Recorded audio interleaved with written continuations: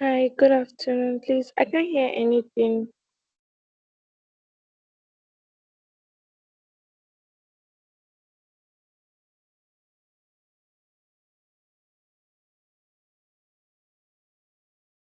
I Good feel. afternoon. It's not yet time. Can you? Okay, thank you. The webinar, I said the webinar. The internship starts by 1 p.m. So it's not yet time. We're still setting up things. But 1 p.m. proper will start. Thank you.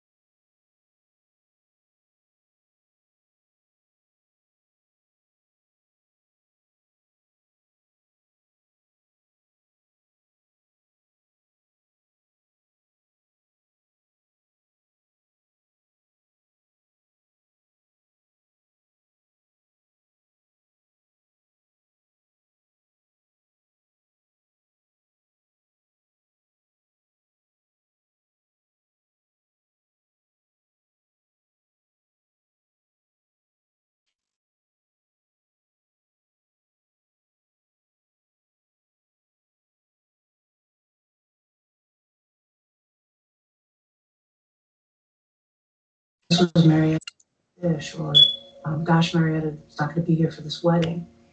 And that seems fundamentally.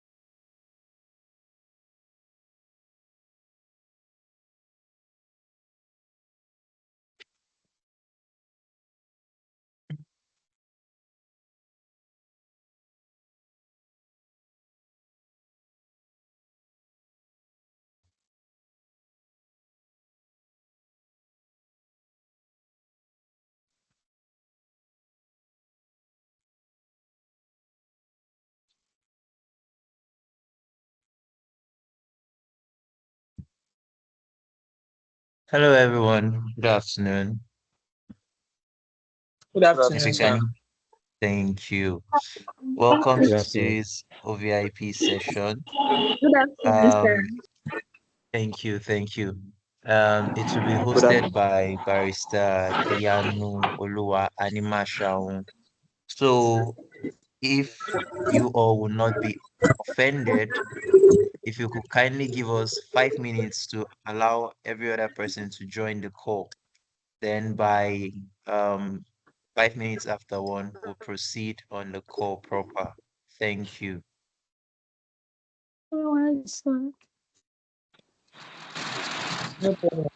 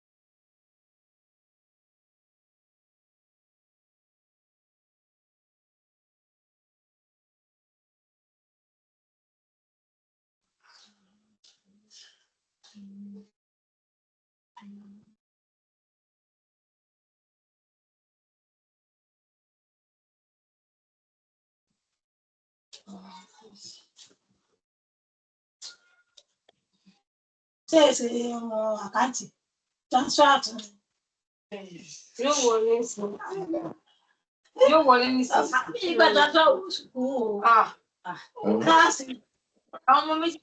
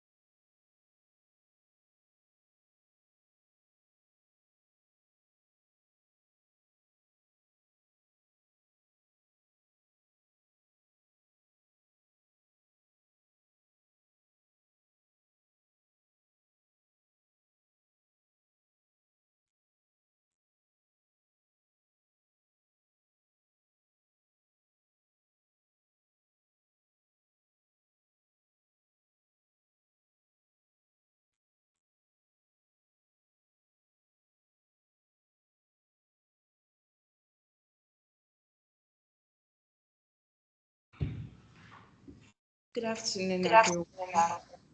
Welcome to day 2 of the OVLP.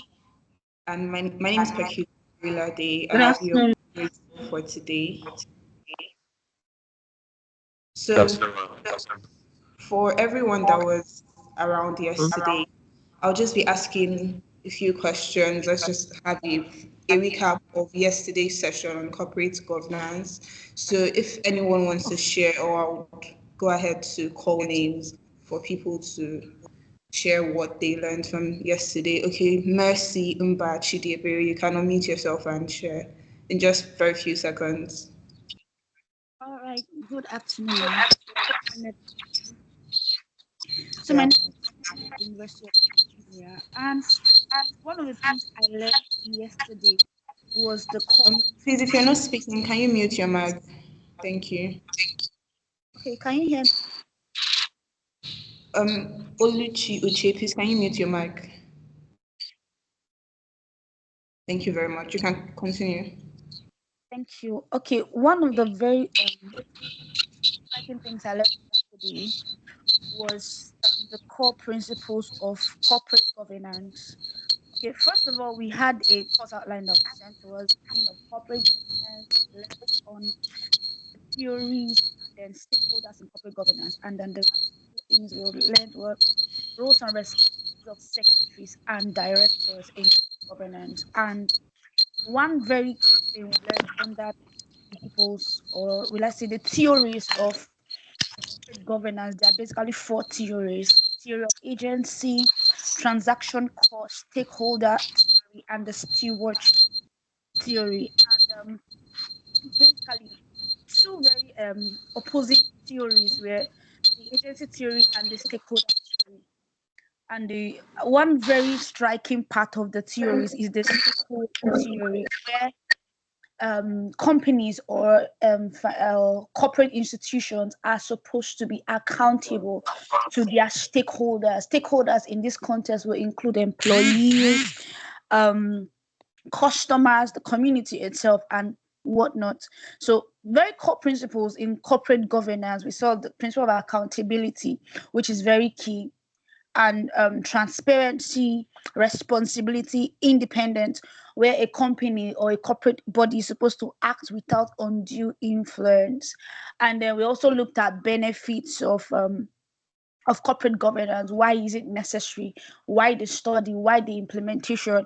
And we saw some things which include, I think, one of the things that the facilitator mentioned that yesterday was effective decision making. Another was avoidance of reputational risks, because in the absence of proper good skills or good operation of corporate governance principles, we find that corporate bodies get to lose their reputation in terms of scandals. I think that was one of the reasons why that question popped up in the first place, where we were asked what are the causes of scandals today in corporate bodies and all of that. And we also basically looked at some sections of the CAMA, owing to the roles of secretaries, directors. I think the one of secretaries, we majorly looked at section 105 of CAMA and section 330 of CAMA, 330 to 335 of CAMA. For directors, we looked at some sections like section 303 of CAMA, section 282, and then some other. Thank you very much, Mercy. Thank you very much, Mercy, for sharing all of that. Just because of time, so we can keep to time, I'm just going to call on a couple more people. So I can see some hands raised. Chizitere Fortune, Afiche, you can unmute yourself and speak. Thank you very much, Ma. I really appreciate this opportunity. So, yesterday we were facilitated by Barrister Chibueze and Barrister Janet Udoka. And one of the first things she asked was basically what causes some of the biggest corporate scandals in history and how did we arrive here? So this to me was one of the summary of basically everything that was asked or discussed. So Barrister Chibueze came and defined Mercy, what can you make your corporate. mic? Thank you. So Barrister Chibueze came on and asked a question. He said, what is corporate governance? And basically from his explanation, I could deduce that corporate governance basically is the framework of policy or policies or rules that, control company operations. So in which companies can carry out economic operations and all that. And also in governance, corporate as itself could imply basically the day-to-day running of the company as it is, why governance, how power basically resonates in that company to carry out these activities.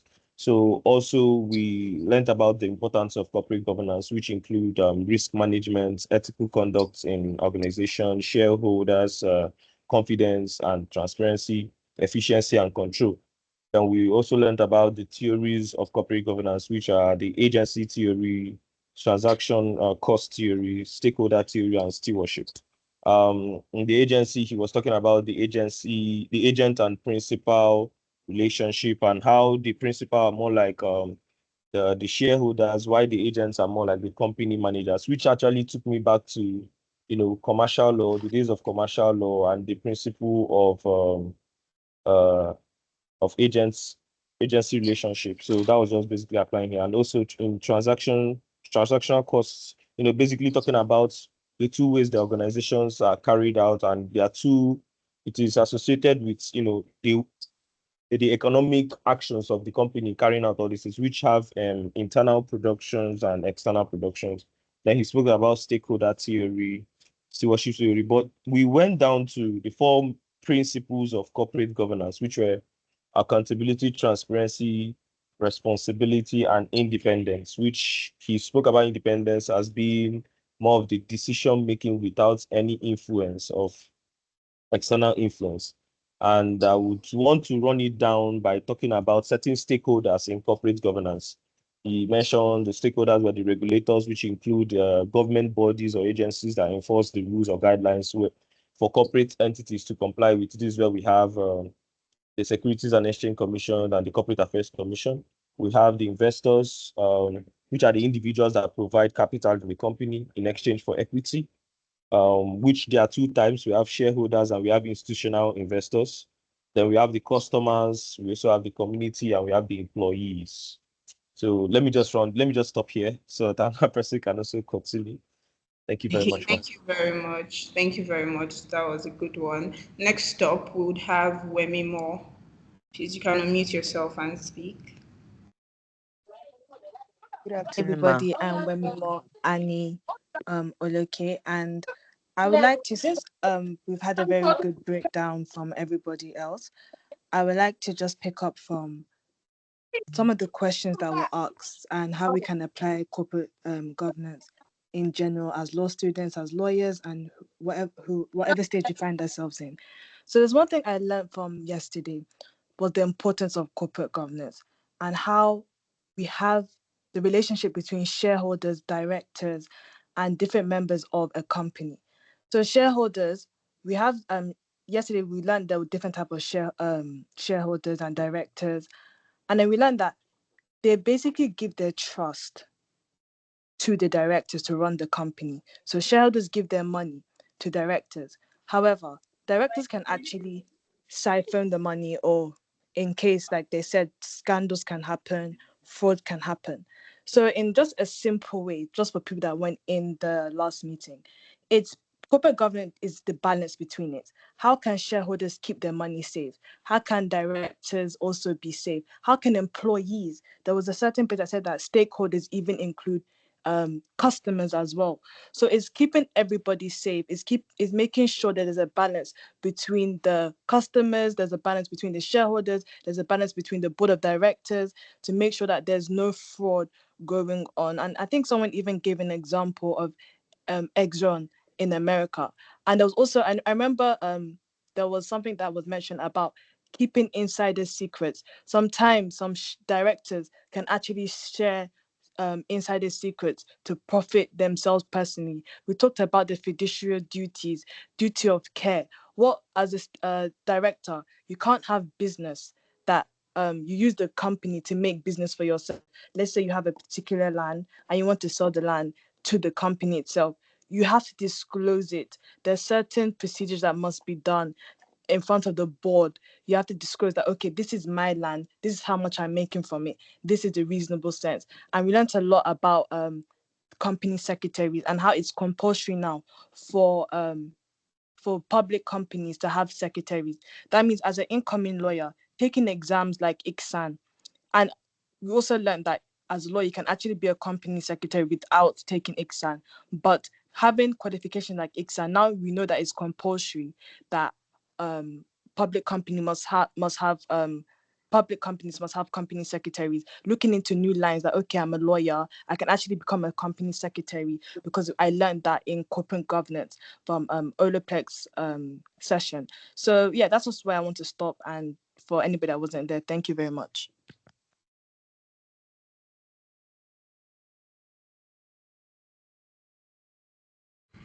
Thank you very much, Wemimo. So now we'll be taking the last question, and please let's just make it very fast. So in 1 minute, Eniola Oloyede.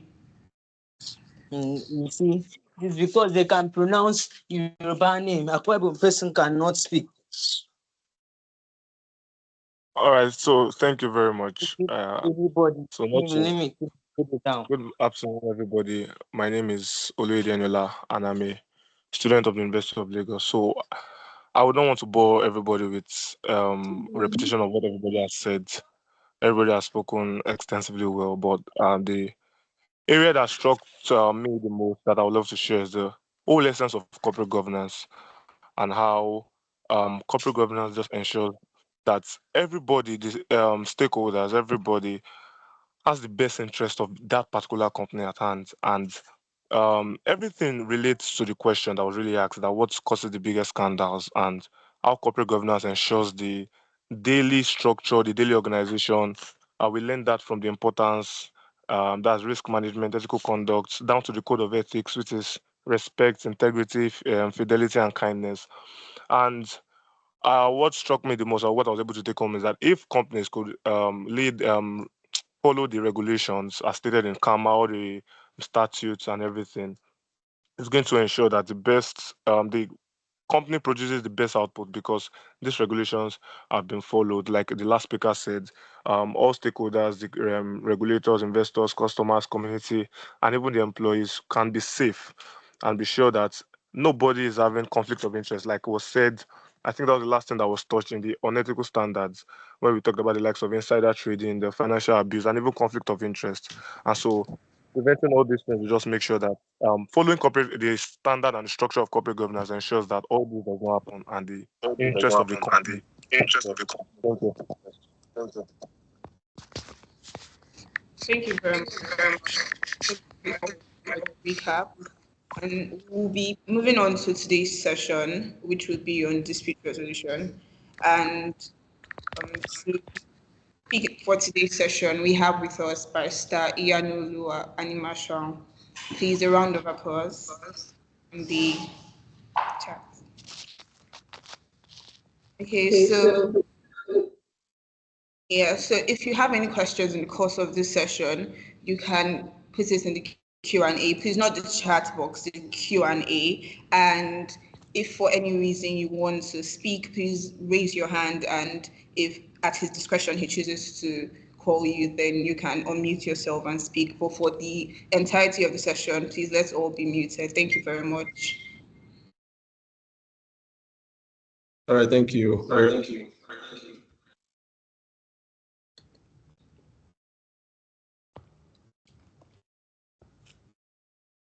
Sorry about that. Thank you, Ms. Peculiar, for the warm welcome. So good afternoon, everyone. My name is Anima Sham. My name is Anima Sham Yanulua. I'm an associate at Omaplex Law Firm.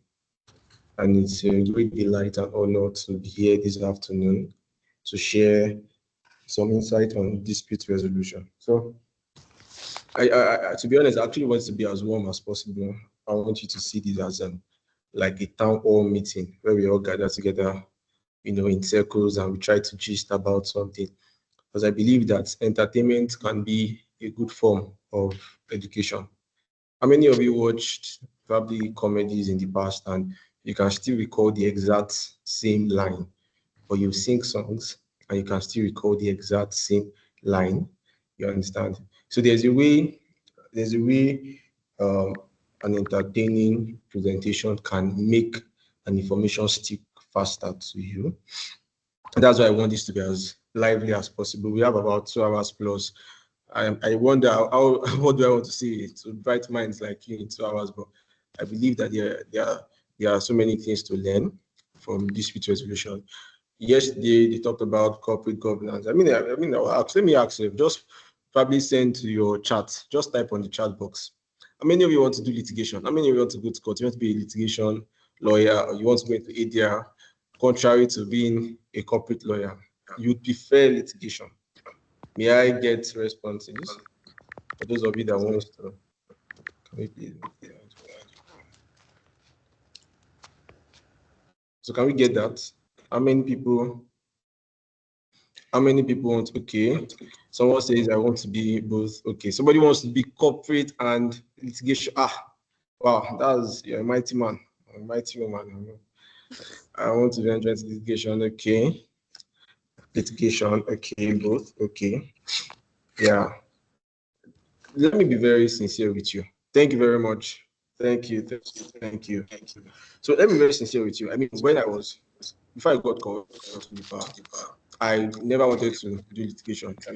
There's this, of course, I did moting in university. I was chamber head for my campus, for my university. And to be honest, I just didn't really fancy litigation. But going to law school, having real life experience about litigation really changed my orientation about litigation. The thing is that litigation can do so much for you as a budding lawyer. It helps you to see life in a more practical way. It helps you to analyze arguments in a more practical way.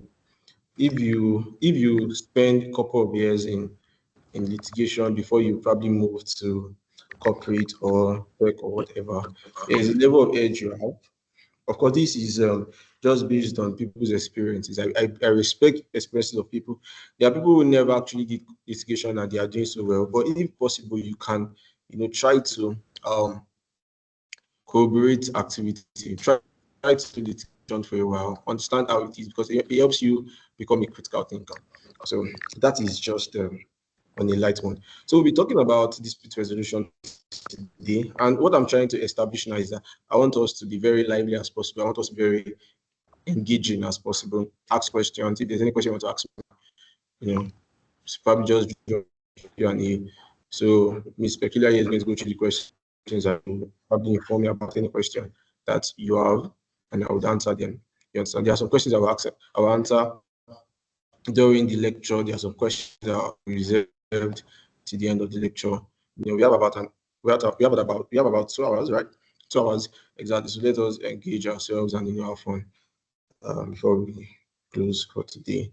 So let me ask this question. I mean, you could raise your hand, or you could raise your hand. Okay, I think there's an issue here now. There are so many people raising their hands.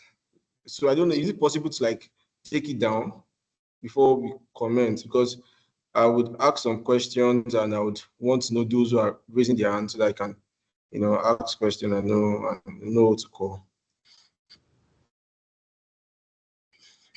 So if you have so let me ask this question. What do you understand by dispute resolution? When you hear the word dispute resolution, what do you understand by that? What does it mean to you? Okay, Emmanuel Siraikos, I'm sorry if I murdered him.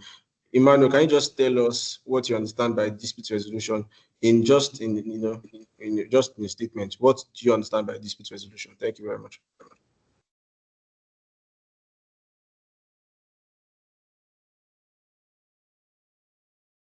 Sir, can you hear me, please?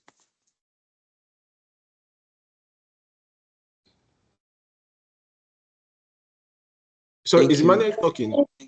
Yes, I can. Yes, I. All right. Sorry, can you repeat what you said? I didn't get you. Okay, sir.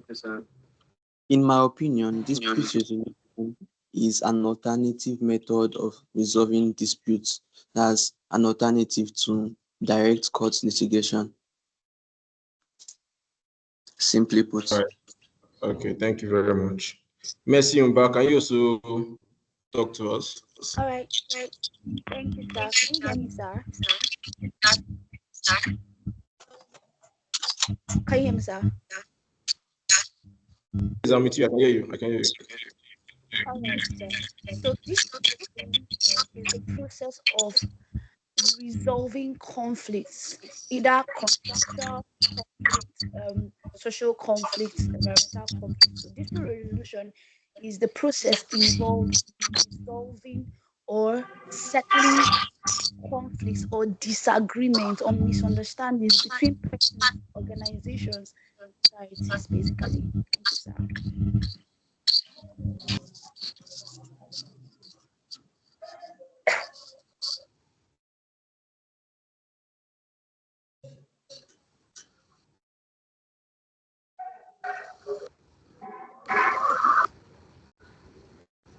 Sir, did you hear me?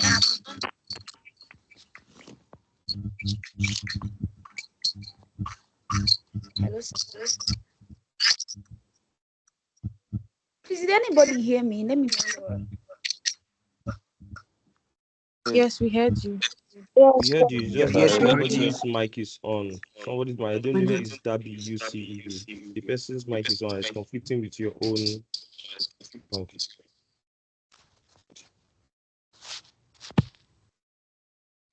Jonathan, please just talk to us. What do you understand by dispute resolution? Okay,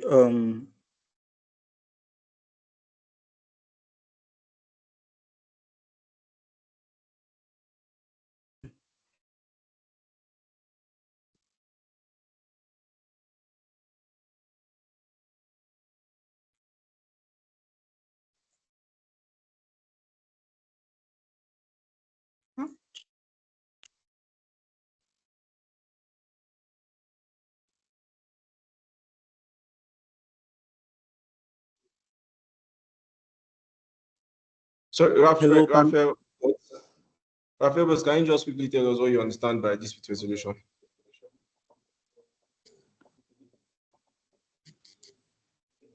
Is Raphael here? Yeah. Good afternoon. Okay, talk to me.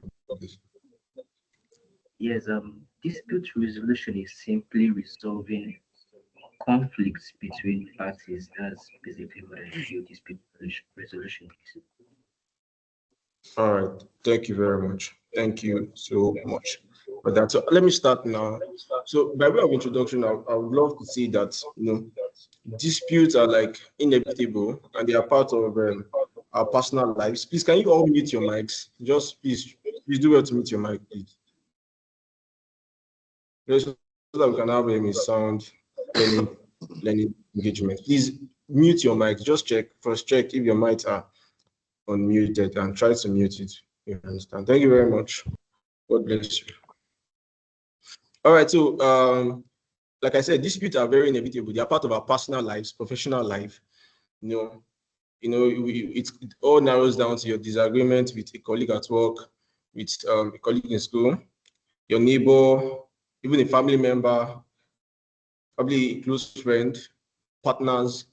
I think disputes are natural phenomena. It's something that happens ordinarily. It's something that happens naturally. You understand? So disputes are things that are bound to happen. I don't think it's possible that you have like a gathering of 2 or more people without having altercations at intervals. So disputes are bound to happen. We all know that disputes are inevitable. They are part of our lives. Do you understand? So now the question then is not whether we acknowledge the presence of dispute or not. The real deal, or the thing we should rather focus on, how to resolve dispute.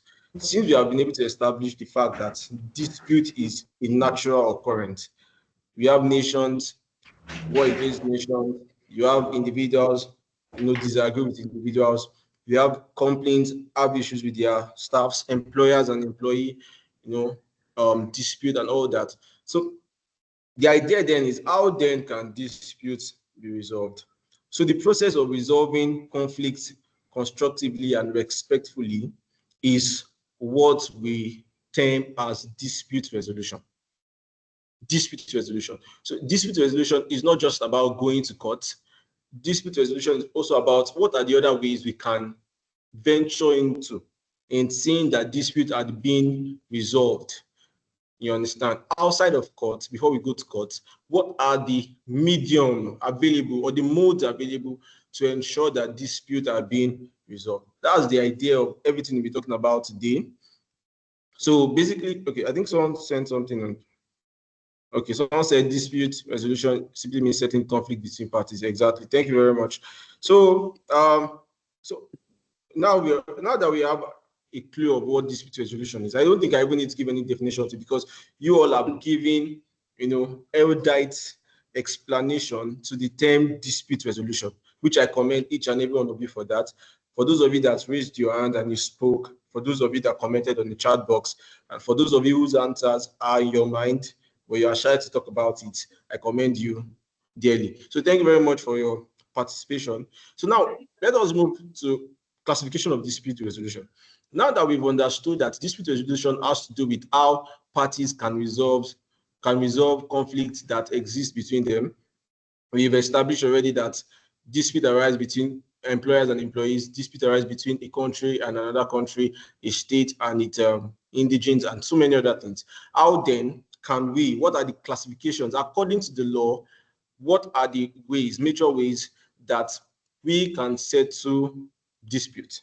The first one is the ADR, alternative dispute resolution. So before then, I'll talk about litigation. I'll just try to give context and definition to all of these things. So litigation is the... Okay, I thought someone was trying to talk. So according to Black's Law Dictionary, the 10th edition, litigation is a process of carrying on a lawsuit. It is a process of resolving right-based disputes through the court system, from filing a lawsuit to arguing your suit, and the court giving its ruling on that particular issue. So litigation basically is a medium whereby parties can recourse to settling a dispute that has arisen between them. So the courtroom is a judicial system or a judicial venue where people can go to and bring their claims and argue their claims, and the court gives its ruling on. However, there's also another medium where issues can be resolved, and that is alternative dispute resolution, ADR. And ADR simply means other ways you can resolve a matter outside the courtroom. And we have a plethora of modes under the ADR. We have mediation, you have conciliation, you have arbitration, you have okay, I mentioned arbitration, you have negotiation. Yeah, thank you. So I will try to give definition to some of these things. I will move further. So negotiation has to do with, let me look for names, or let me use people's names as an illustration. So here I'm seeing, okay, I'm seeing Eniola Oloyede. Please, can you mute your mic? Thank you very much. We have, please, can you mute your mic? Please mute your mic. Thank you very much. So we have Jonathan here, and we have Eniola Oloyede. So let's say that we are trying to negotiate now. Okay. Someone said my voice is cracking. Is my voice still cracking?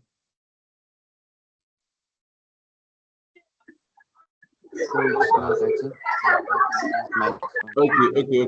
Thank you. You can mute your mic now. Thank you.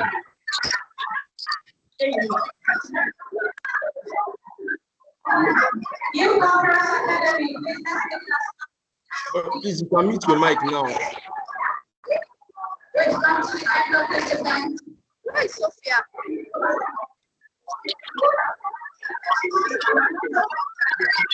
Can you mute your mic?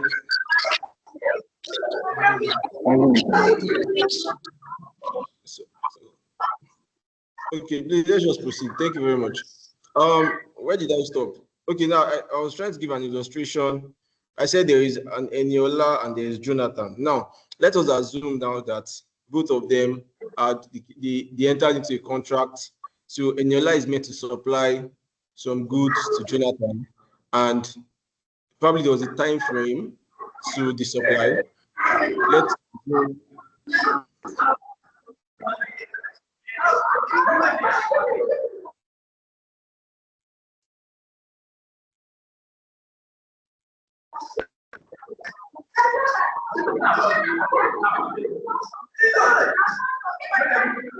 All right,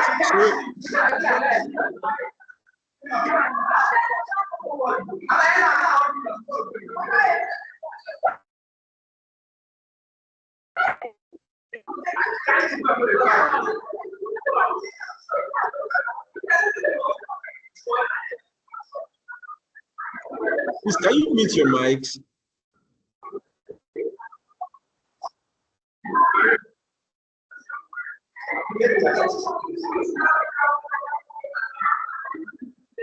All right, so let's just proceed. You understand? I'm surprised that people are doing this. I mean, yes.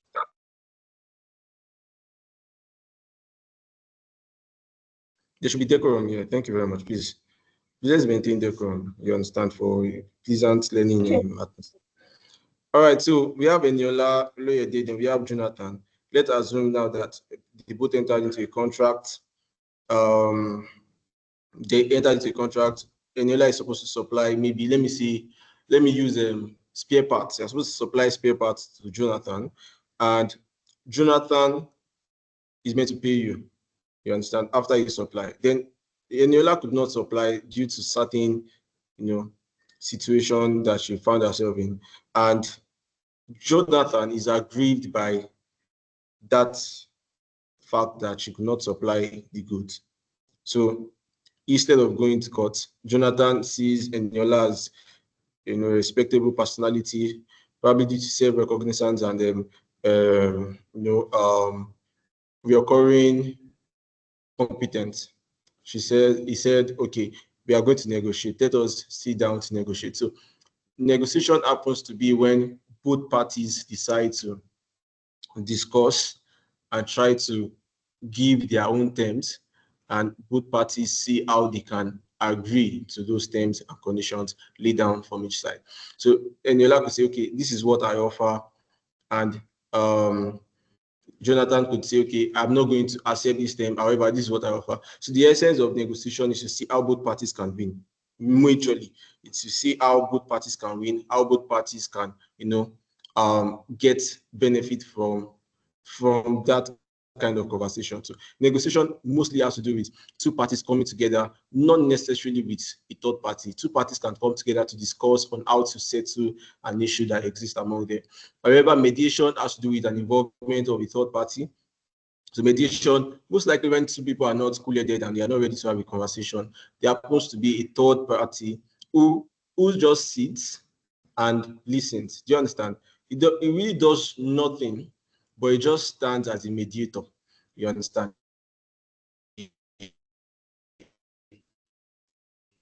And conciliation, yourself so many questions.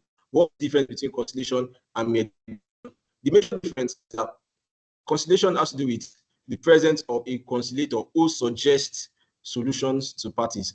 So, and his suggestions are not binding on parties. While mediation is just a party who is present during a formal meeting of parties trying to reconcile and trying to resolve disputes. All it does is to be a party, and it does really nothing apart from a third party for the purpose of fairness and for the purpose of equity.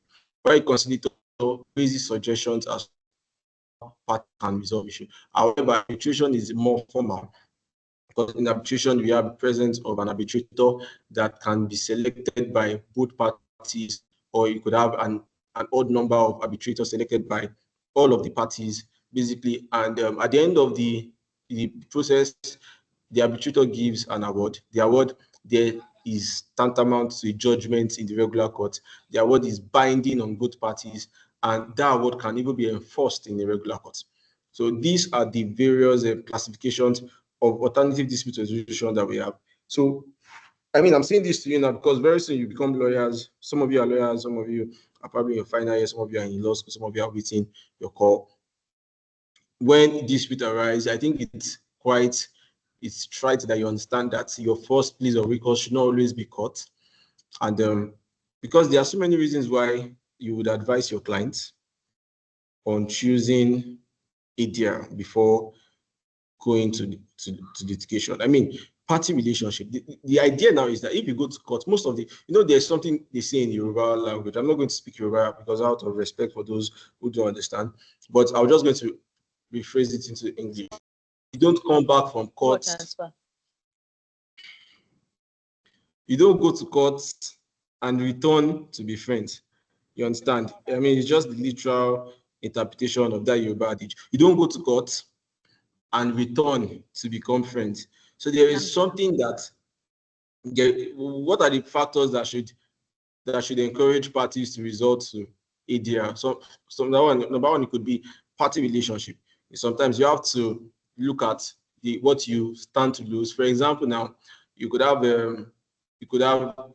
brothers have dispute over a land. Instead of going to court and please, can you mute your mic? Okay. Please, can we all mute our mics? 7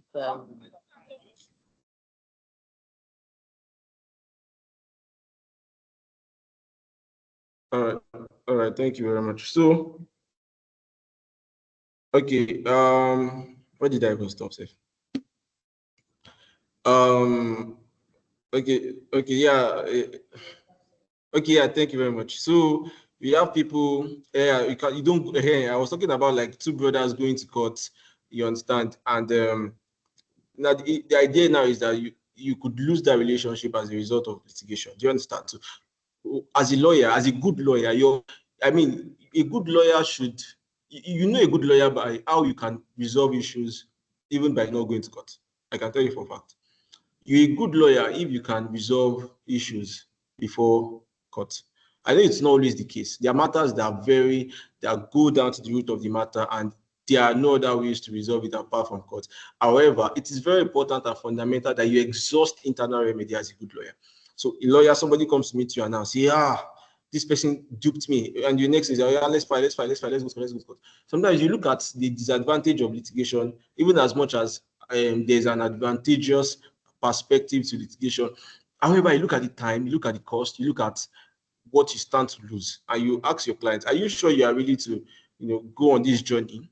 There are matters in court. I say this, I'm sure most of you are not oblivious of this fact. There are matters in court that have been there for 20 years, 30 years, especially land matters. I was in court before court vacation, I think around June or May. And the matter that was called for mention, you won't believe, for mention, that has not even gone to hearing. This matter was filed as at 1984. And 2025, May 2025, they are still at the stage of mention. They've not even gone to hearing. And now, there's lease pendings on that particular property. You can't sell the property. You can't sell the property. You can't do anything. You can't execute some things on that property because that property is still under the scrutiny of litigation. So look at that time, 1984 to 2025.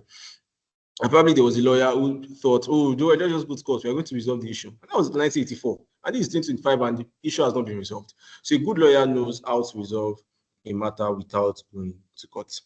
So many of you have seen suits. Don't forget that I said this is a very, very, it's not going to be a very strict atmosphere. That's what I'm trying to bring things that we are all familiar with. Now, I'm sure some of you've seen suits, and in suits, you see that when dispute arise, the counsel always try to see how they can resolve by negotiation or by arbitration. You understand? Please mute your mic now. Let's mute the mics. I beg.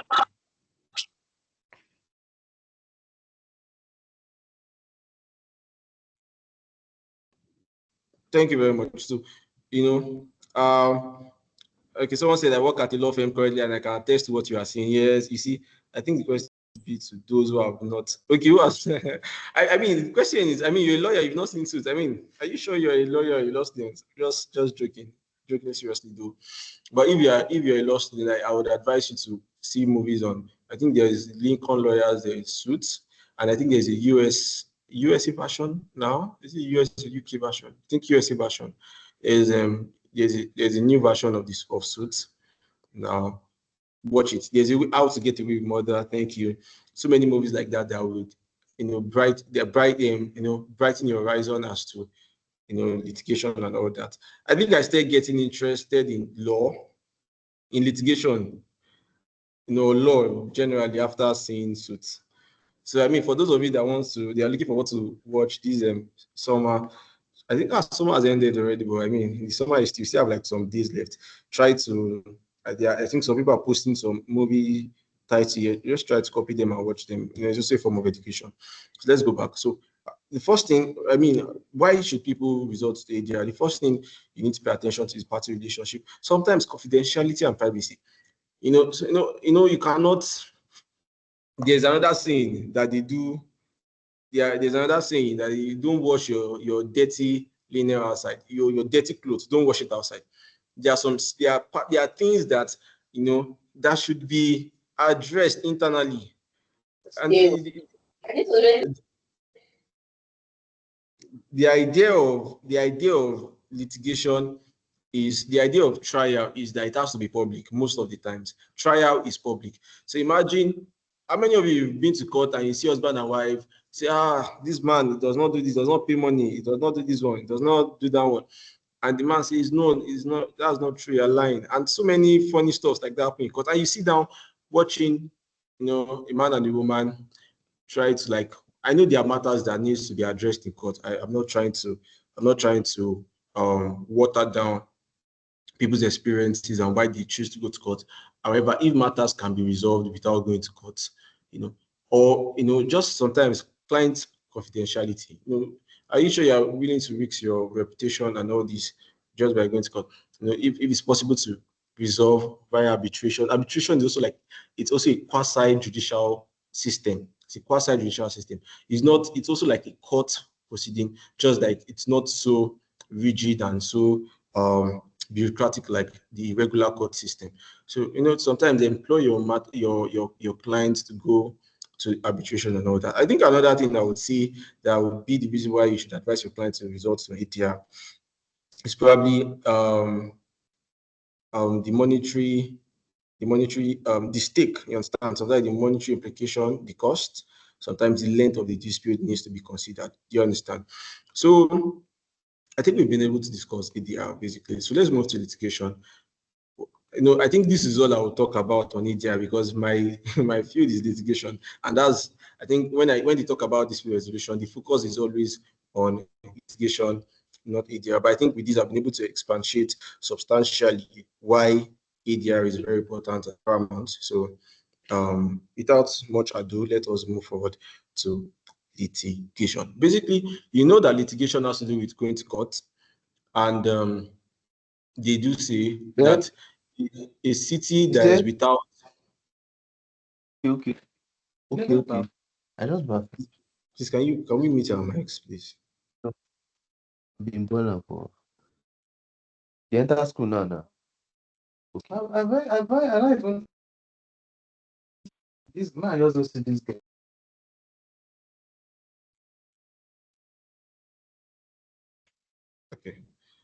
Okay. Yeah, I said a city without laws, there is anarchy is bound to happen. So when a city is void of law, then you have lawlessness. Do you understand? So what I'm trying to say is that even the court system has its own rules. The court system, litigation has rules. It has some statutory regulations that govern its operation. So the first thing I'll try to talk about when you approach with the idea of litigation as a law student or as a lawyer. I'm not talking as a layman now, as a lawyer or as a law student. When you hear litigation, the first thing that should come to your mind is the rules of court. Now, I don't think I need to bother myself with discussing the hierarchy of court. You know, section 230 to about 260 or 280 something gives a proper adumberation on court. You know, we have the Supreme Court, we have the Court of Appeal, we have the Federal High Court, the State High Court, and the National Industrial Court, which I believe you all know as concurrent jurisdiction. Let me ask this question. Let me just type. Nobody should mute their mics or mute their mics. Just type it. Now, between Federal High Court and the National Industrial Court, which is superior or which has more power? Just type. Let me know.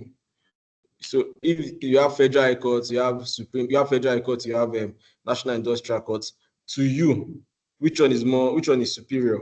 Which one has more power? So if someone tells you that your matter is for National Industrial Court, another person tells you that his own matter is for Federal High Court, which one should shock you or move you more? Okay, someone said that Federal High Court is more superior. Someone said concurrent jurisdiction, Federal High Court, equivalent jurisdiction. All right, thank you very much. So you guys are doing so well, but the answer is actually concurrent jurisdiction. They all have concurrent jurisdiction. They are all vested with the same power and the same capacity.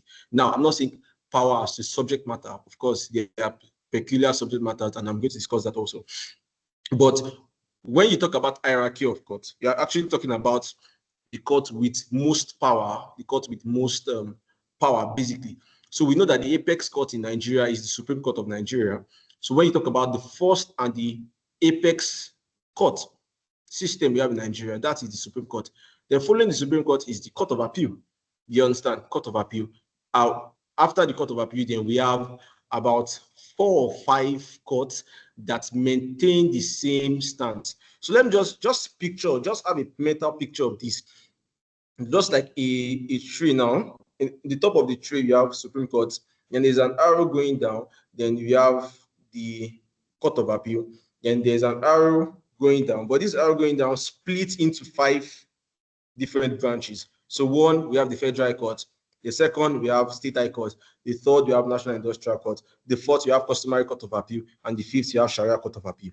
These 5 courts have concurrent jurisdiction. The Sharia Court of Appeal, the Customary Court of Appeal, the National Industrial Court, the the Federal High Court and the State High Court, they all have concurrent jurisdiction. So they are all seen on the same caliber. Do you understand? So they all have concurrent jurisdiction. Then following from there, you have your magistrate court, then you have your customary court. You understand? And that. So basically, concurrent jurisdiction. So however, you could ask me, so if State High Court and Federal High Court both have concurrent jurisdiction, does that mean that I can take all matters to State High Court the same way I can take all matters to Federal High Court? Now, let me ask you this question. Are there some matters, even though we have discussed the issue of concurrent jurisdiction, can I just want somebody to, okay, I think just one person. I just want one person to answer my question, and just raise your hand. You understand? Can you, just in 2 lines, just tell me the peculiar difference between federal high courts, state high court, and national industrial court. We have concluded already from our lesson that they all have concurrent jurisdiction. However, it's important to know that there are particular matters that are exclusive to this jurisdictional, framework. There's something that federal high courts can only hear. There's a matter that federal high court can only hear, even among all other information, that they all have the same power and they have the same stance. However, what are the peculiar or specific matters that are exclusive to the federal high court one, also to the state high court two, and to the national industrial court, among the knowledge that we all have, that they all have concurrent jurisdiction? So I just want somebody to, maybe one or two persons. Okay, just give me a minute. Let me go down. Okay, I'm seeing. Okay, can Unaizi Uzochukwu? Unaizi Uzochukwu, do you want to talk to us? Yes. Okay, talk to me. Good afternoon, sir. Good afternoon, sir. Can you hear me? Good afternoon, my brother. Okay, I'll start with the industrial courts. For instance, all matters that relate to employees are directed to the industrial courts, to the exclusion of all the other courts that have the same jurisdiction, concurrent jurisdiction with the industrial courts. All industrial matters, employees matters goes to the industrial court. Then for the federal high court, for instance, matters that relate to companies, it is provided in the Constitution. Matters that relate to companies are directed to the federal high court, or that has to do with matters that has to do with, for instance, federal parastatals. For instance, if you're suing the police or the army or all these, federal, all these office, all these federal parastatals, you have to direct the matter to the federal high court. Then for the state high court, imagine you're suing the AG of a state, or you're suing the governor of the state. Of course, it's to be represented by the AG. The matter goes to that state, the state high court, or there are also some you know all parastatals also established by the state, by a particular state. Of course, you have to direct the matter to the state high court. Thank you, sir.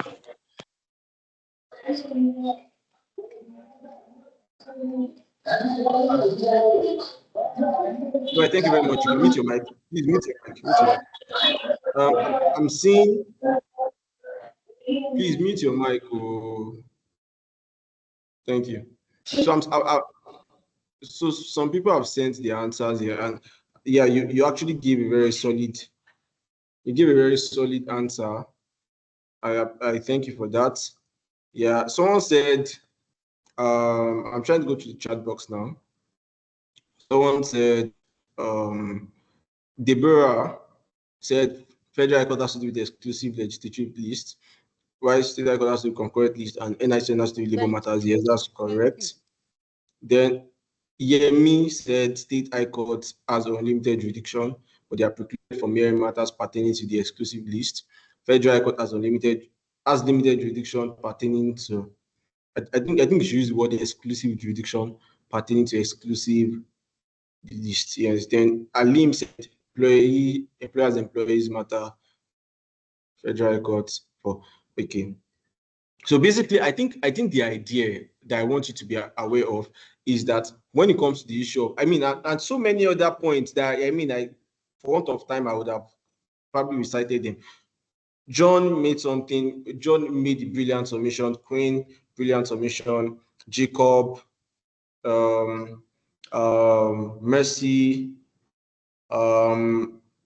Fortune, and many others. You understand? Perfect submission. I commend you for that. So, idea of jurisdiction. I'm sure that you have all learned jurisdiction in university. You have the subject matter jurisdiction, you have territorial jurisdiction, you have procedural jurisdiction, and many others. And what confers jurisdiction on the court, most importantly, is subject matter. You understand? Section 251 of the Constitution exclusively mentions matters that are peculiar to the Federal Court, even though they hold concurrent jurisdiction with the State High Court. It talks about issue of firearms, talks about issue of weapons, talks about issue of fiscal policies, talks about maritime aviation, matters that are talks about federal agencies, matters that are peculiar within this regard can only be heard in what's it called, in federal court. However, let me give an illustration. Let me challenge your mind for some minutes. Am I allowed? If I'm allowed, just type you're allowed, sir. Just let me know. Let me try to shake one or two. Let me see your position. Okay, thank you very much. Now we have said that we've talked about federal agents. Now let's assume now that Nigerian Army is a federal agency. I suppose so. So let's assume that Nigeria agency enters into a contract with one Mr. Bayo. You understand? The entire contract, and they say, okay, Mr. Bayo, you are going to supply us eggs at the end of the month. We want to share crate of eggs to our employees or members of the Nigerian Air Force. And Mr. Bayo failed to supply one particular month, maybe concurrently for like 2 months, he did not supply. Now, and they now filed that matter before the Federal High Court. Does the Federal High Court have jurisdiction to hear such a matter? Yemi said no, sir. Okay, Yemi, talk to me. Why is it no?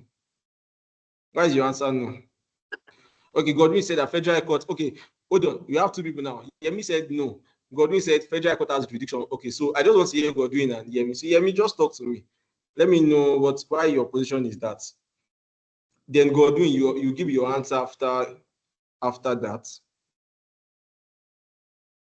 Can I unmute my mic, sir? Is that Yemi? You already unmuted your mic now. Is that Yemi? Yes, sir. Okay, talk to me.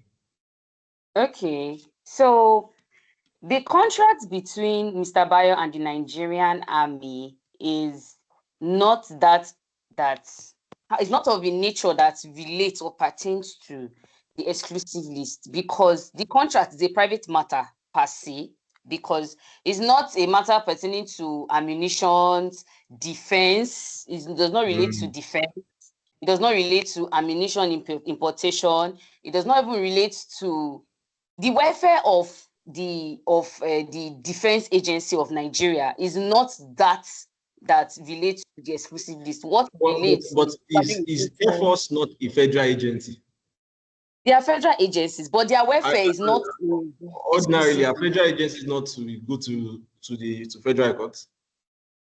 But when it's a matter between maybe an agent in the agency and probably a superior, or the federal government against them, or them against the federal government, that is when you can say it's relating to the exclusive list. When it is between them and a private citizen, it's not. It's no longer within the scope of the exclusive list anymore.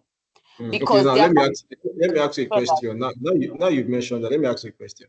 And let's assume now that some members of, let's say, a member of the force slaps a man, and that man sues them. Now that you know that what the course of action, there's a course of action, yes.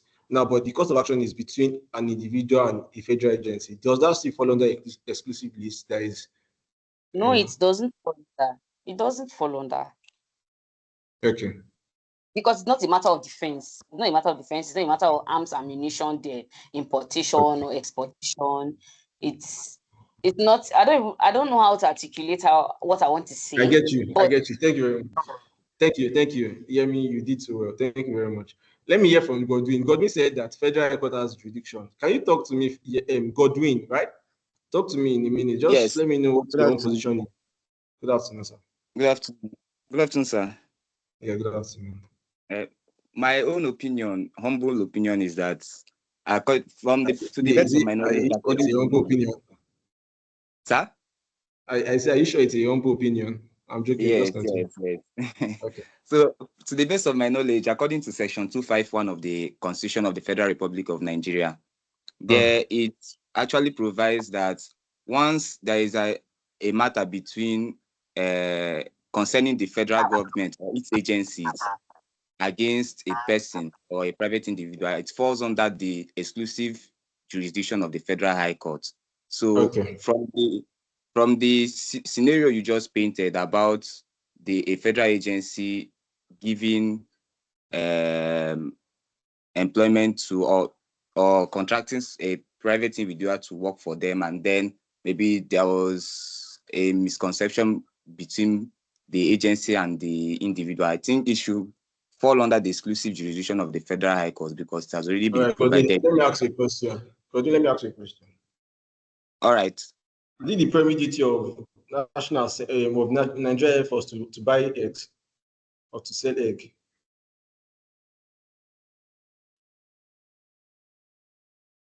My brother, can you hear me? Yes, I can hear you now. Is it if we are talking about the duty of the Air Force, can you mention buying and selling of egg? No. So the contract, what happened between Mr. Bayo and the Air Force, would you regard that as a simple contract? As a contract? Yes, a simple contract. Yes, I can regard it as a simple contract. Exactly. Now, what court has jurisdiction over simple contract? That should be the state high courts. Yes. Yeah, so thank you very much. And I've gone through a lot of comments and you guys are doing so well. However, because of time, I will just give clarification to that. Yemi made a very, very remarkable submission, and Godwin also, to the extent that, yes, it's a federal agency. However, and that's why I said that subject matter jurisdiction is very paramount. It is what qualifies and determines the court that a matter should be treated at. Now, when it comes to the issue of simple contract, we all know that it's state high court. Even if it's almighty federal government of Nigeria, if the federal government of Nigeria enters into a simple contract, the fact that it's a simple contract, it bestows the state high court. However, of course, both parties, there are very peculiar situations where even the federal court can still hear it, you understand.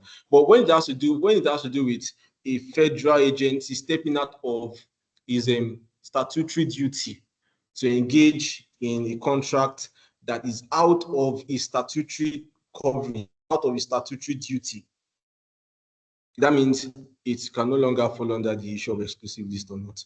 That's why I did not say that. I did not now say, let's say Air Force, they are doing the official statutory duty and there was an infringement or there was a contract that was broken with a personal individual. In that regard, it falls under what's it called? Federal court, yes. But when you are out of your, okay, someone said any judicial authority. Okay, definitely we'll find authorities for you. And before the end of today, I'm going to give you an authority on that. However, you know there's a popular authority on jurisdiction. You have NASA Associate versus UAC that talks about jurisdiction. You have okay, someone said Bronick Motors and Wema Bank, Madkula and Kidilim. Okay, thank you very much. You have a plethora of authorities that speak as to jurisdiction. It talks about jurisdiction as not just as to the substantive, but also to the procedural. So, but on this particular one, on the issue of the federal agency, I'm going to get an authority for you and I'll send it to you. So thank you very much. Do want to remind me for the end of the class. So it's just a matter of knowledge that you know that what confers jurisdiction is usually subject matter. You understand? Because okay, exactly this particular case, NDIC versus OK Enterprises. Thank you guys. You guys are the law. Yeah, but I'll still get a case for you. Thank you very much for that. So it's simple contract, state high court. You understand? So how did you even get here? Let me. All right. So we are still talking about rules of court, right? Okay. Basically there are some laws that are applicable to litigation. You have what was it called? You have rules of court basically. So like I said, if there is a gathering or if there is a city without law, then there'll be anarchy. You can't just go to the court and just do anything. The judge cannot just do anything, or you cannot just do anything. There are rules that govern the operational conduct of a regular court. And that's where we have the rules of court. So when it comes to litigation, there's something called the substantive law, there's something called the procedural law. Procedural law tries to give information on the rules of court. applicable to how proceedings are being conducted. Rules of court tells you what you are to file, what you are not to file. Why substantive law basically talks about the law as it is, while procedural law says law as it ought to be. So now I would go. I don't need to talk about the substantive law. We all know your criminal code, your penal code, your EFCC Act.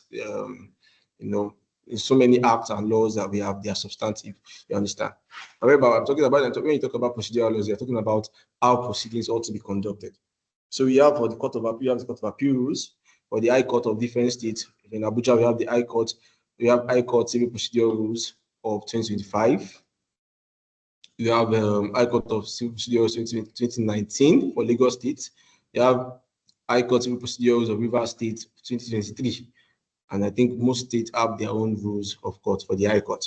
We have Supreme Court rules of 2024.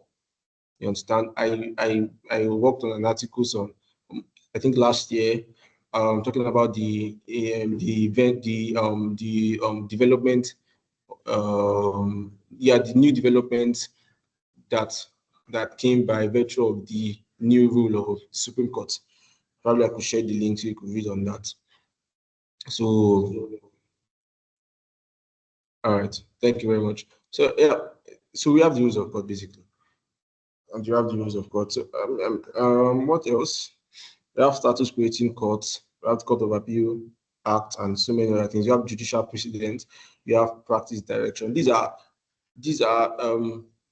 regulations, or these are frameworks that govern the practice or the proceedings that happen within your court system. Do you understand? So let me ask you. So basically, let me use the High Court Civil Procedures of 2025 as a case study. Now, the High Court Civil Procedures of Lagos 2019 or of FCT of 2025 mention procedures to take when you want to institute a matter. Do you understand? Now, but before I go there, let me write it down because so commencement of matters, you understand, of suits. Okay. Now, before we talk about commencement of suits, let's talk about what are the things you should consider. So let me give an hypothetical situation. I'm seeing a marvelous Adepoju, I'm seeing Oluwaseyi Ogunesho, I'm seeing Oyoluwa Olaleye, I'm seeing Abara Juliet, I'm seeing Princess Osho. Let's say these people I mentioned, they have their own law firm. It's a partnership law firm. Let's say the name of their law firm is God is Good. God is Good, SAN and Co. Let me see, that's the name of the law firm. Then you have let me look for another name. We have Kunam Isemin and Godwin Kelechuku and Yemi.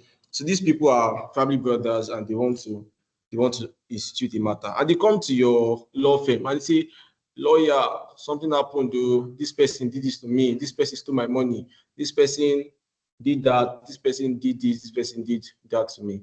Now, as a lawyer that you are, your client has briefed you. What are the first things you should consider before instituting the matter? What are the things you need to consider? Is it just about you've gotten your file, you have been briefed on a matter? Now, before you now go further to commenting that matter in the court, there are certain things that you must consider to know what kind of matter it is, to know what court you should go to know if that matter is actionable or not, to know if there's a possible chance of success or not. What are the issues? What are the preliminary issues that you should have dissolved before you go to court? So I just want, you could type it. Now let's type. Let's not talk. Let's just type. Just tell me some of the things that the preliminary issues that must be dispensed before you comment a matter in court. So, okay, about Juliet's contentious issues. Okay, I did not get that. Aaron Joy said, Aaron Joy, sorry, I have to go up now. Aaron Joy, I can't find Aaron Joy. Can't find you.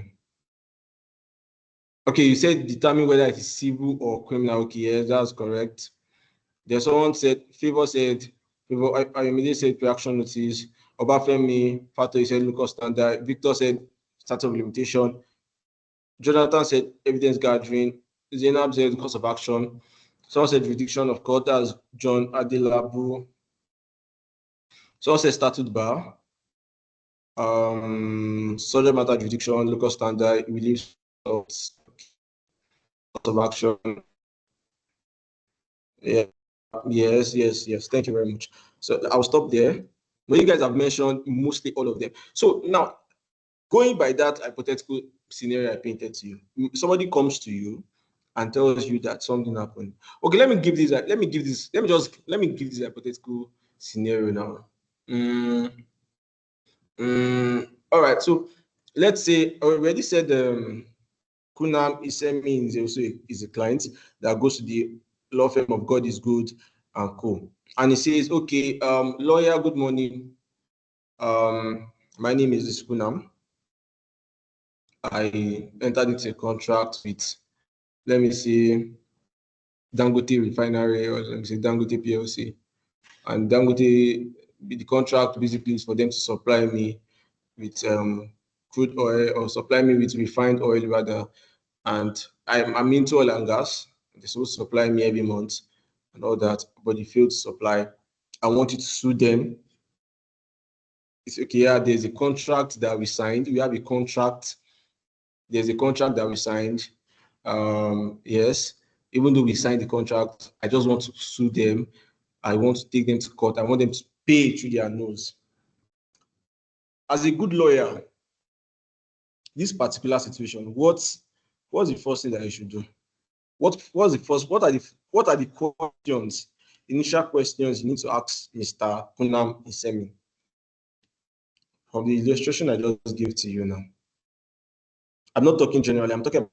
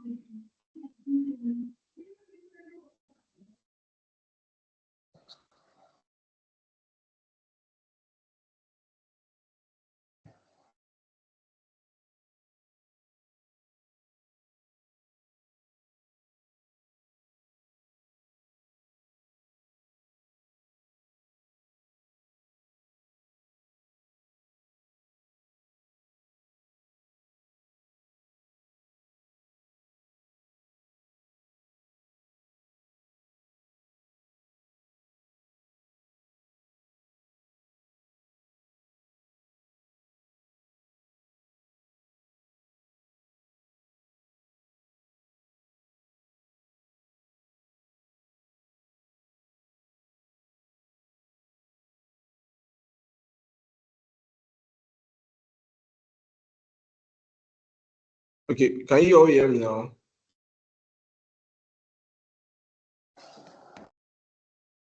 Yes, you can. Sorry, that was a network glitch. Rectified that already. Sorry about that. So yeah, so what are the things that you should ask? I think you got the scenario already. So okay, so because it's a company, after writing letter of demand, they failed to do the needful, there will be a pre-action notice.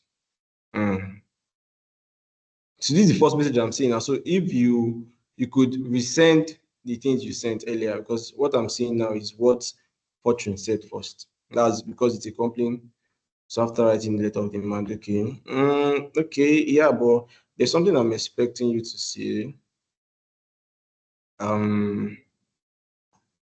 Okay. You must also look into the legality of the contract. Okay, yes. Understand the basis of the contract and relevant facts. Okay, yes. You advise the client on ADR. Okay, yes. Someone said what were the terms of the contract exactly? Yes. Explain the contract terms and what exactly caused the dispute. Yes. The terms embedded in the contract exactly. So this is what I want to hear first. Someone said that there was a breach of contract. As a lawyer, the first thing you need to understand is you need to go through the contract and see the right and the liabilities of parties and see the extent of the breach in accordance to the framework that governs their relationship.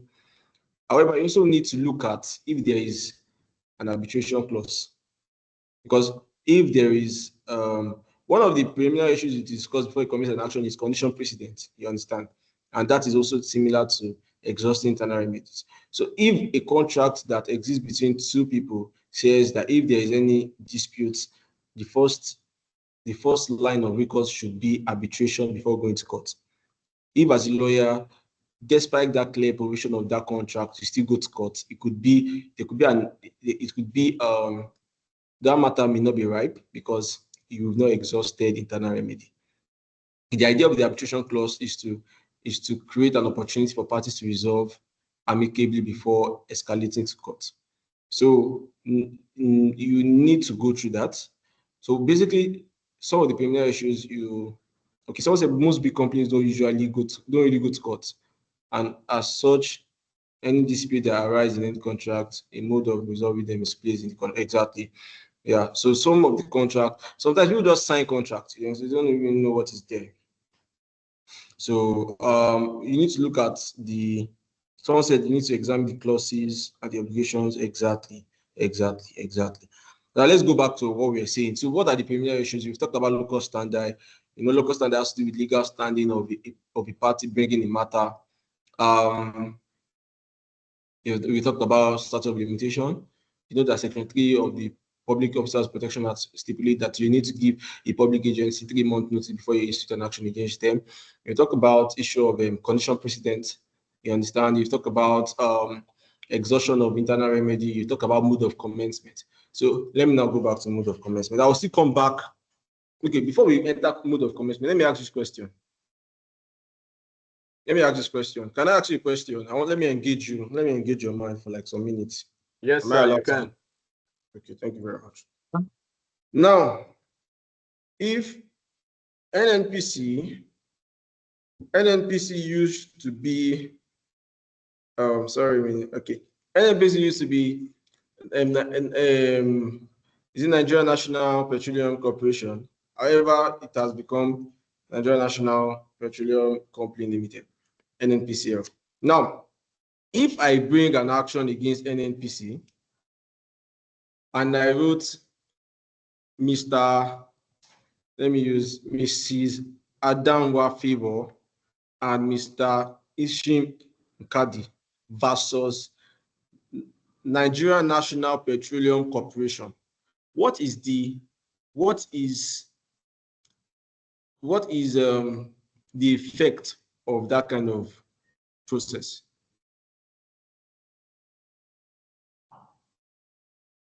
Okay, someone says, someone wants to talk? Yes, sir, I want to say something. Okay, all right, talk to me. Who is that? Yes, sir, John I want to. Yeah. Who is that? Can I know your name?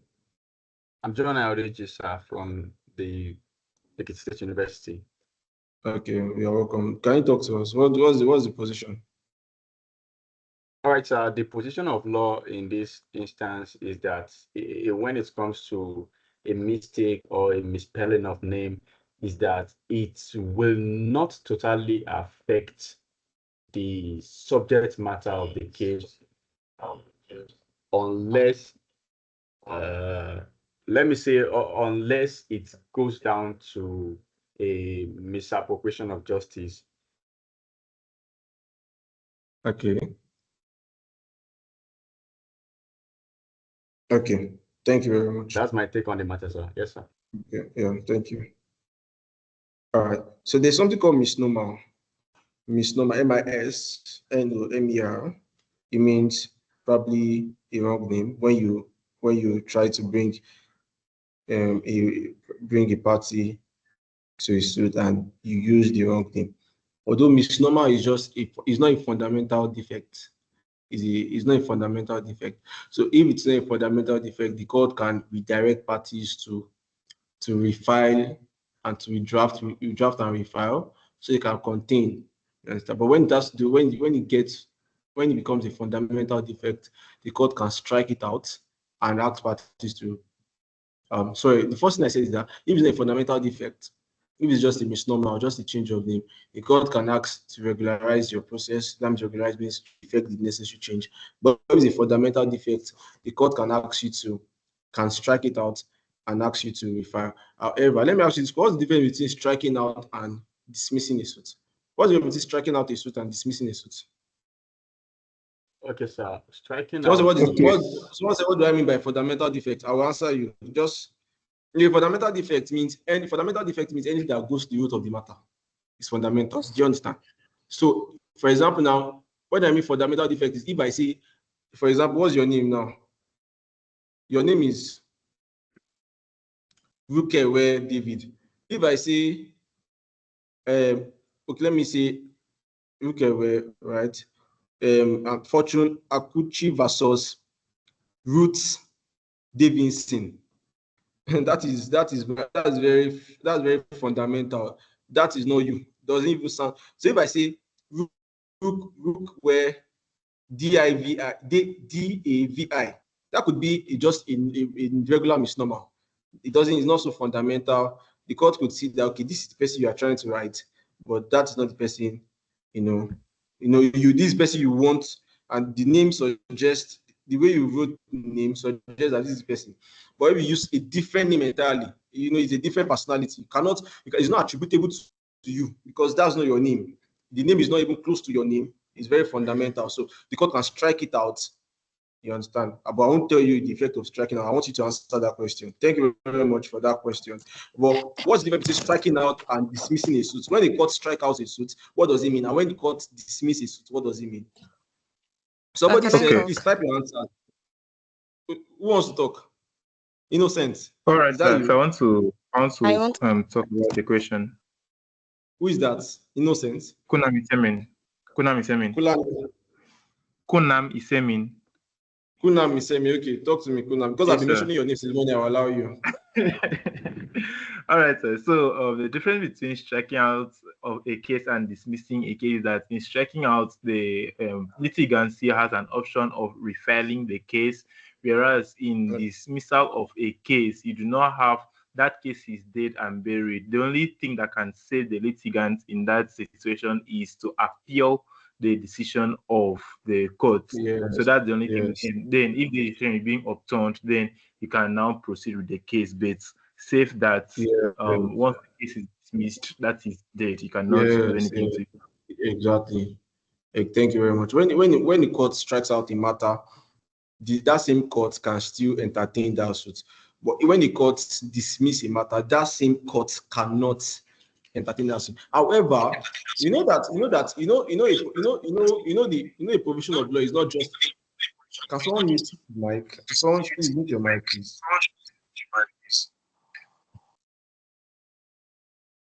All right. Please can we mute our mics? This is distracting. Okay. All right. So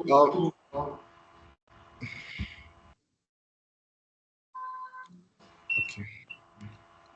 So what I was trying to say, I already said that, okay, striking out is different from dismissing, right? We've established that already. When the court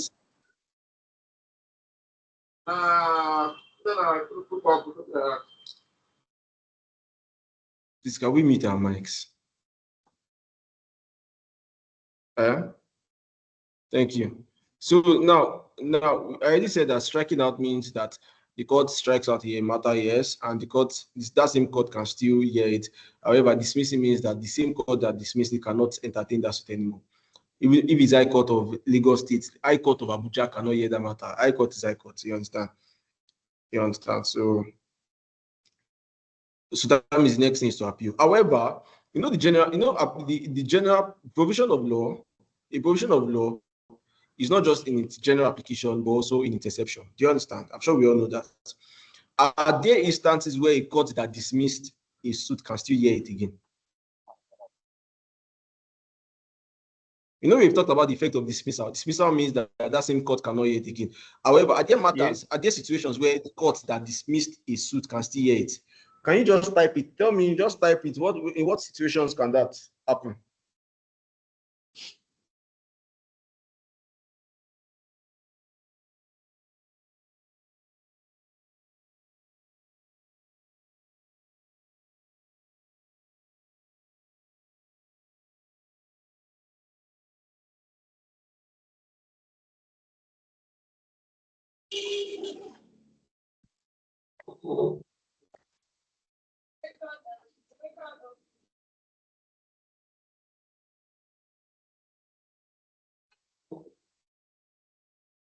Sorry, just type a minute. Just type I want to talk. Well, just give me a minute and let me resolve this particular issue that I have here. This thing is still breaking. Can you hear me? Are you all hearing me? Okay, can you hear me? Okay, thank you. All right. Innocent, you want to talk? Oh, yeah, Innocent, talk to us. Okay, good afternoon, sir. Good afternoon, sir. Yeah. So basically, a court can go ahead to rehear a matter that has been dismissed if the matter was dismissed or done without jurisdiction. If the dismissal was done without jurisdiction, then the court can go ahead and set aside its own rules to rehear the matter. Okay. Yes, because of Thank usually the dismissal is done based on judgment of merit, but if there is no jurisdiction to make that judgment of merit, the court will have to set aside its own rules. All right, thank you Yes. very much. So Okay, sir, he has thank you, sir. mentioned jurisdiction. Okay, yeah. So he has mentioned jurisdiction. However, there are two other things that can cause a court to entertain the matter again. Okay. Can somebody else talk? Just type I want to talk so I will call you out.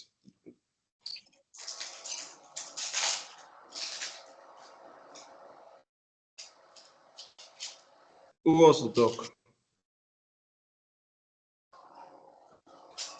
Okay, we have Abdusalam Arafat. I'm with you, Abdusalam. My name is Ab. So the courts can the matter that has been. You are not audible enough for Abdusalam. I can't hear you. Are you hearing me now? I can't hear you. It's not loud. Oh, Sile. I said a matter can be filed. Please, can you hear him? All right, sir. Yes, sir. Yeah, I'm not hearing you, Abdusalam. Abdusalam, just type. Please type what you are. I'm so sorry, I can't hear you. I think I have to allow someone else to talk now. I can't really hear you. Sharon, can you talk to us? Sharon Okuchi.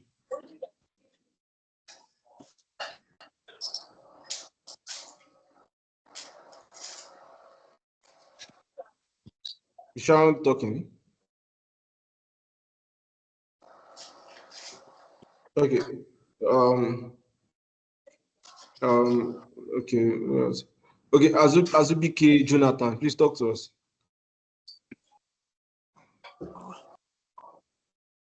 Hello. Yeah, who is that? Is that Jonathan?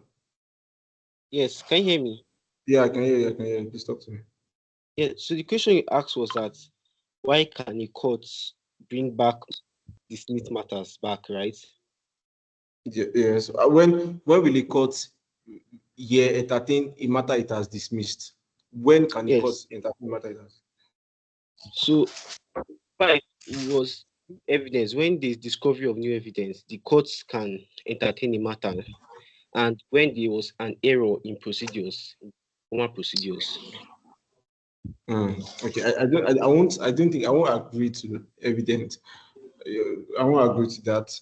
Basically, there are three things. Thank you very much for your contribution, Jonathan. There are three basic things. The first thing is jurisdiction. The second thing is fraud. The third thing is service. So if party was not properly served, you can enjoin the court to rehear the matter because you were not properly served. Because service is sacrosanct when it comes to legal proceeding. Service is sacrosanct because service offends the provision of Section 36, which is fair hearing. Is it 36 or 37? I think 37. Fair hearing. It offends the, I think 36, have you? 36, yes. It offends the provisions of fair hearing. If you have a question, please put your question on the Q&A session so that I can go back to that later.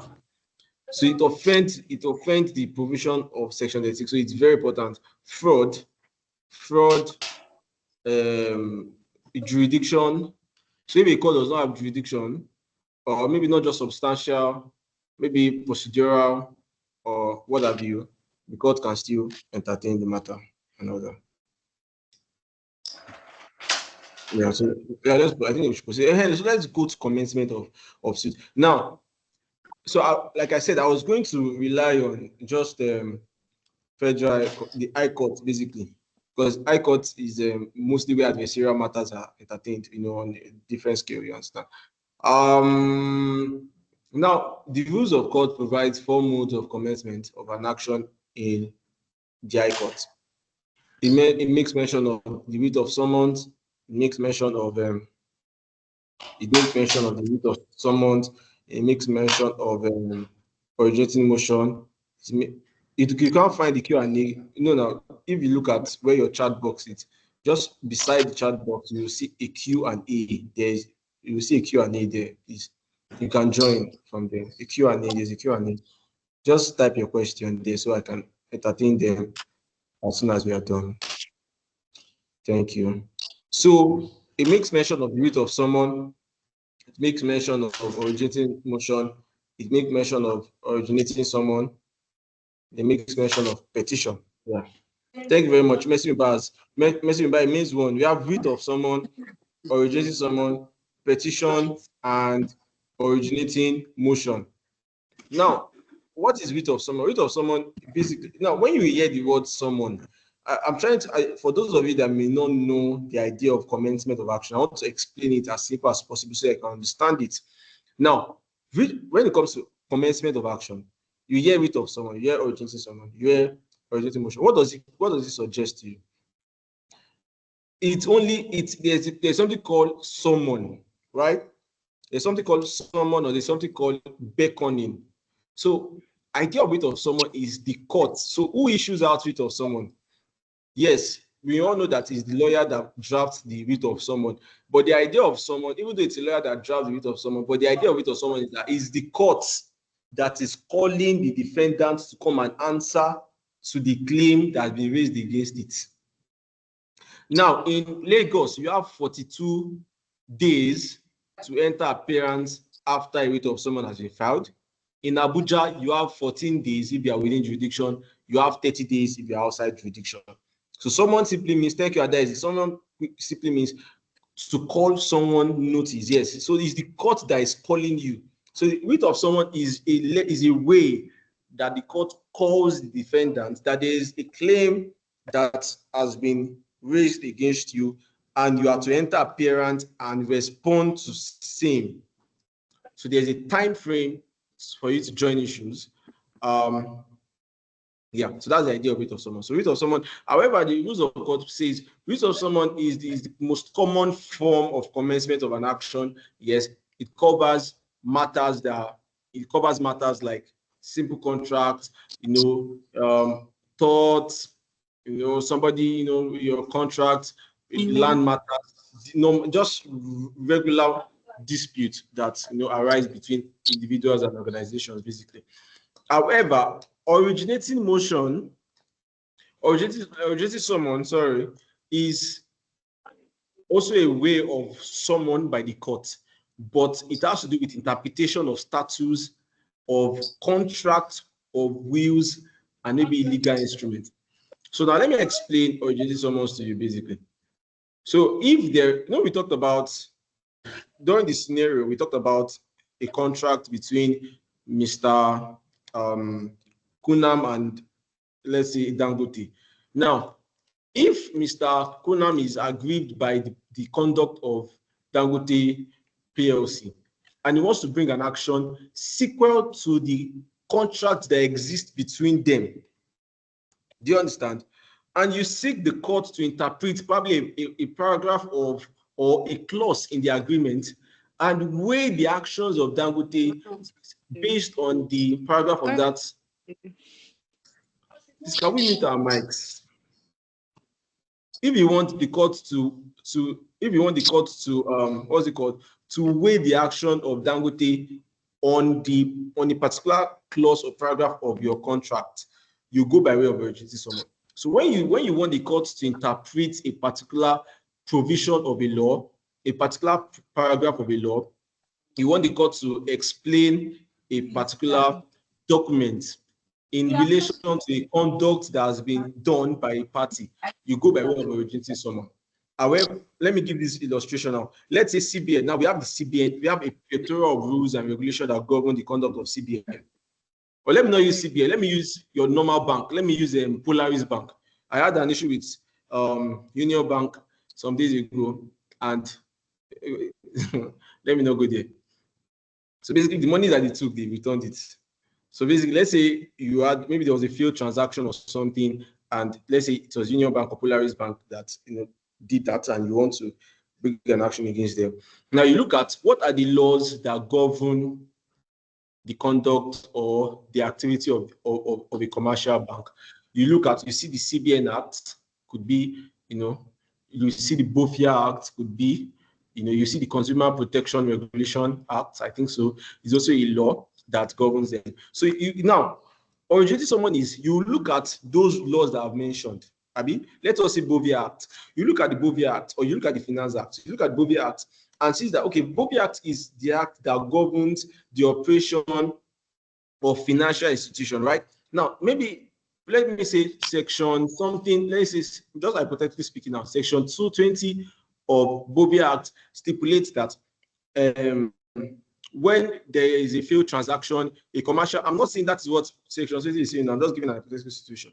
Let's say section 20 says that if there is a failed transaction, the commercial bank is meant to reach out to the customer and inform the customer about the failed transaction, then they are supposed to reverse the money if the money is still in their custody within 48 hours and all that. Now let's now assume now that a customer, knowing fully well that, okay, you are supposed to intimate me about a failed transaction, and you are supposed to intimate me about your conduct as to seeing that money be reversed to me, which is clear from section 20 of BOVIA Act, hypothetically speaking. Now, if let me say Polaris Bank failed to comply to that particular section of the BOVIA Act, and you want the court to interpret what section 20 says, and now weigh the action of that particular bank in relation to the clear provision of section 20 of that BOVIA Act, you go by way of urgency summon. So when you go by way of urgency summon, it's more like you're asking the court that whether by the interpretation of section 20 of the BOVIA Act, this bank has complied religiously and has intimated Mr. Dash on the failed transaction and has also complied with the 48 hours rule of reverting the money that was lost in the failed transaction. So the court now looks at the law or the particular provision of the Constitution of the BOVIA Act that you have mentioned, and it looks at it, he understands it, interprets it, and after the court has interpreted that particular section, then the court now looks at the action of the bank, whether it complied or failed to comply with section 20. Now, if the court is satisfied that the act of the bank did not comply with section 20, then the relief sought by the claimant will not be effected on the bank. However, if the court sees that the act done by the bank complied with the section of that BOVIA Act, then the court is going to exonerate the bank from the claim sought against them. Does that make any sense? If it makes any sense to you, let me know. If you want me to re-explain everything I said. So that is the idea of urgency summon. So the moment you want a court to interpret the provision or a particular law, or let me use, I've used them I've used that. So let me use will now. Let's say that a testator.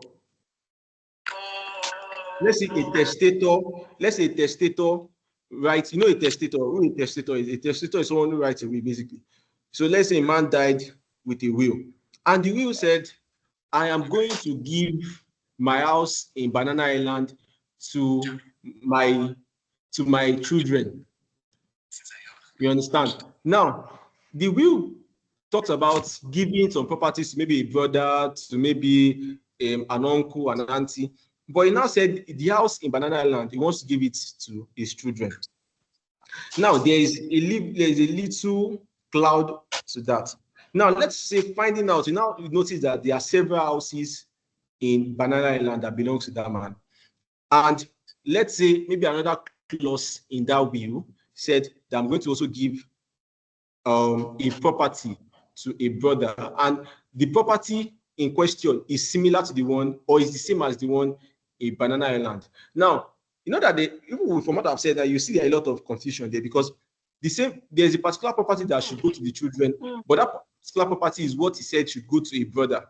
Now, if there are issues as to understanding the clear provision of, or maybe not a clear provision, or if there is issue as to understanding what a will says, the courts, you go by way of originating summons so that the court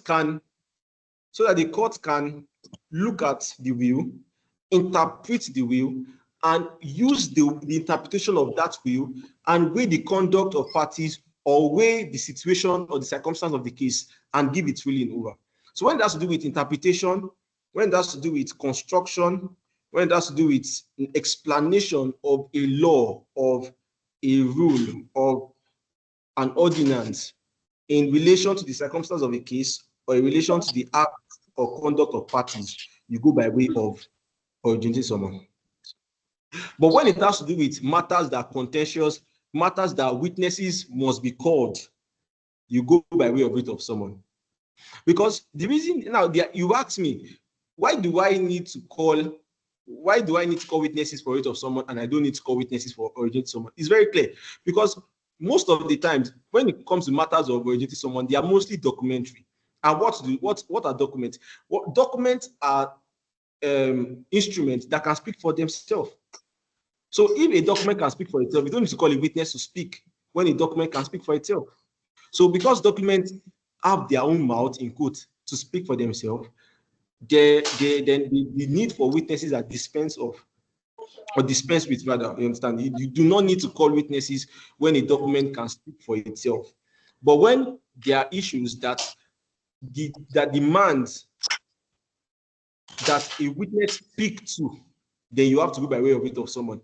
Now, let me give the balance. What I'm trying to say now is that even if it has to do with interpretation of statutes or will, interpretation of statutes or law or whatever, the moment you need somebody to speak, then you cannot go by way of originating summons.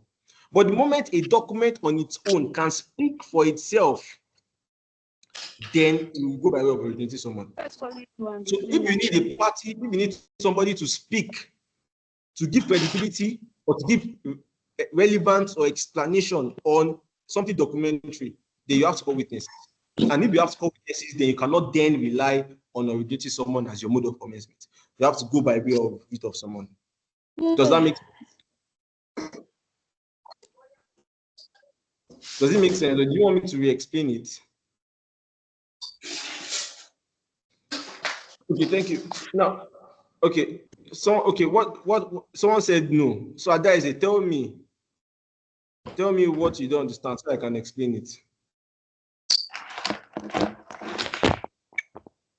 Can you hear me? Is that Adaise? Yes, it's me. Can explain what a contentious matter is? Just start with this first. So I didn't get you. I should explain what a contentious matter is. Sorry, is that what you said? Yes. I should explain what a contentious matter is. Yes. Okay. All right. So contentious matter is quite simple. When basically, when when I already talked about the moment you need to call, the moment you need people to talk or to give evidence by probably for to speak on something before there can be clarity, that becomes a contentious matter. So contentious matter has to do with, I'm not talking about dispute now. I'm not just talking about dispute. The moment witnesses are involved in a dispensation of justice, then it's a contentious matter. So for originating summons now, you don't need to call witnesses. There is no need for witness anywhere under originating summons, because most times it is purely based on pleadings in quotes and documents. So you don't need, and pleadings are not evidence. You understand? Pleadings are not evidence. You understand? Pleadings are not evidence. So the moment, okay, someone said contentious matter are when facts in issue are, okay, contentious matter are where facts in issue are in dispute, yes. Now, the moment you need witnesses to speak as to a particular contention or dispute arising on something, then it goes by way of writ of someone. So basically, do you understand what I'm trying to say? Yeah, yes, sir. But I want to ask, please, can you re-explain that what you mean by a document to speak for itself? Is it like there will be no need for adoption? Yeah, exactly. So let me just give you a rundown of how matters are done when it comes to originating summon. Now, like I said, originating summon, just like writ of someone, is a mode of commencement. Do you understand? So it's more like the court is. Can you hear me? You can hear me, Abby? Yes, sir. So Yes, sir. it's more like the court is the one calling you to come and answer something. So when a matter that you comment by originating someone, what you file, you understand, as a claimant, you file, you prepare your originating someone, then you prepare your affidavit in support of your originating someone and your written address. Now, in your affidavit, you are going to attach to your affidavit documents or evidence you seek to rely. Can you please, whose mic is on mute? So basically, you are going to attach documents you seek to rely upon. Now, because it's originating someone, you don't need to call any witness. You are not doing any witness statement or notes. You are not doing witness statement or notes. You are not doing any witness statement or note. Basically, all you are just doing is filing your affidavit and your written address. Then the party that is the defendant files his own counter affidavit and his written address. And after party has filed its counter affidavit, if there are new issues, you can file your further affidavit. But if there are no issues that are new, the court will deem that issues have been joined, and the court is going to hear the matter. And the hearing is parties come and adopt. You just adopt their processes, and the court adjourns for ruling. So originating summons are very expeditious and fast.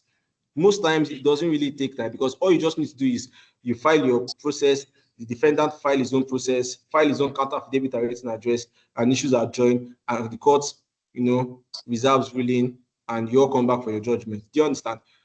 However, when it comes to writ of someone, it is not the same way.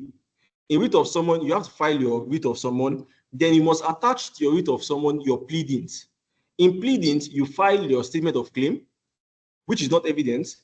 Then you now file your witness statement or notes, which is not also evidence, it's still pleading. You file your list of documents, you file your list of witnesses. Now, for your witness statement or notes, it's in court. The witness who is deposing to that witness statement or notes will come to court and adopt the witness statement or note as is evidence in that court.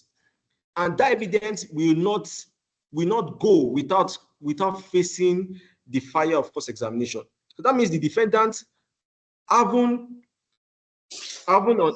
seen that the witness has adopted that witness statement or note as is evidence. We now cross-examine the witness to discredit the credibility of that evidence.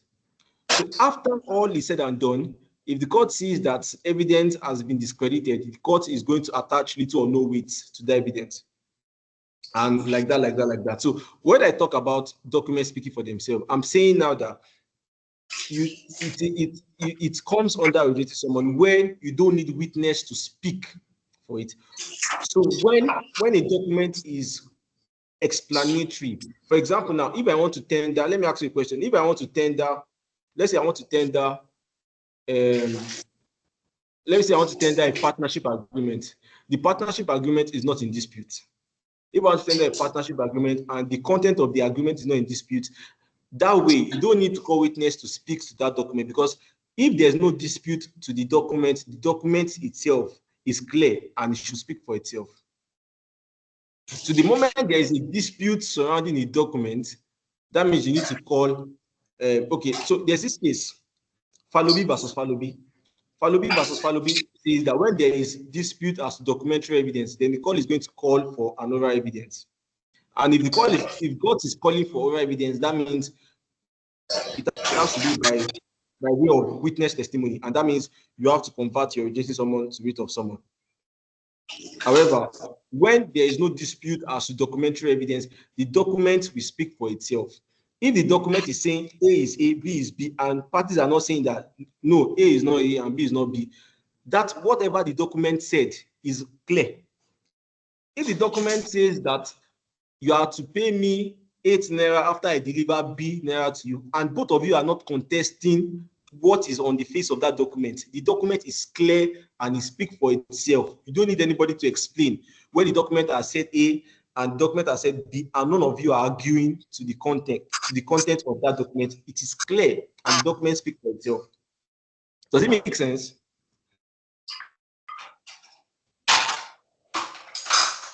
That is it.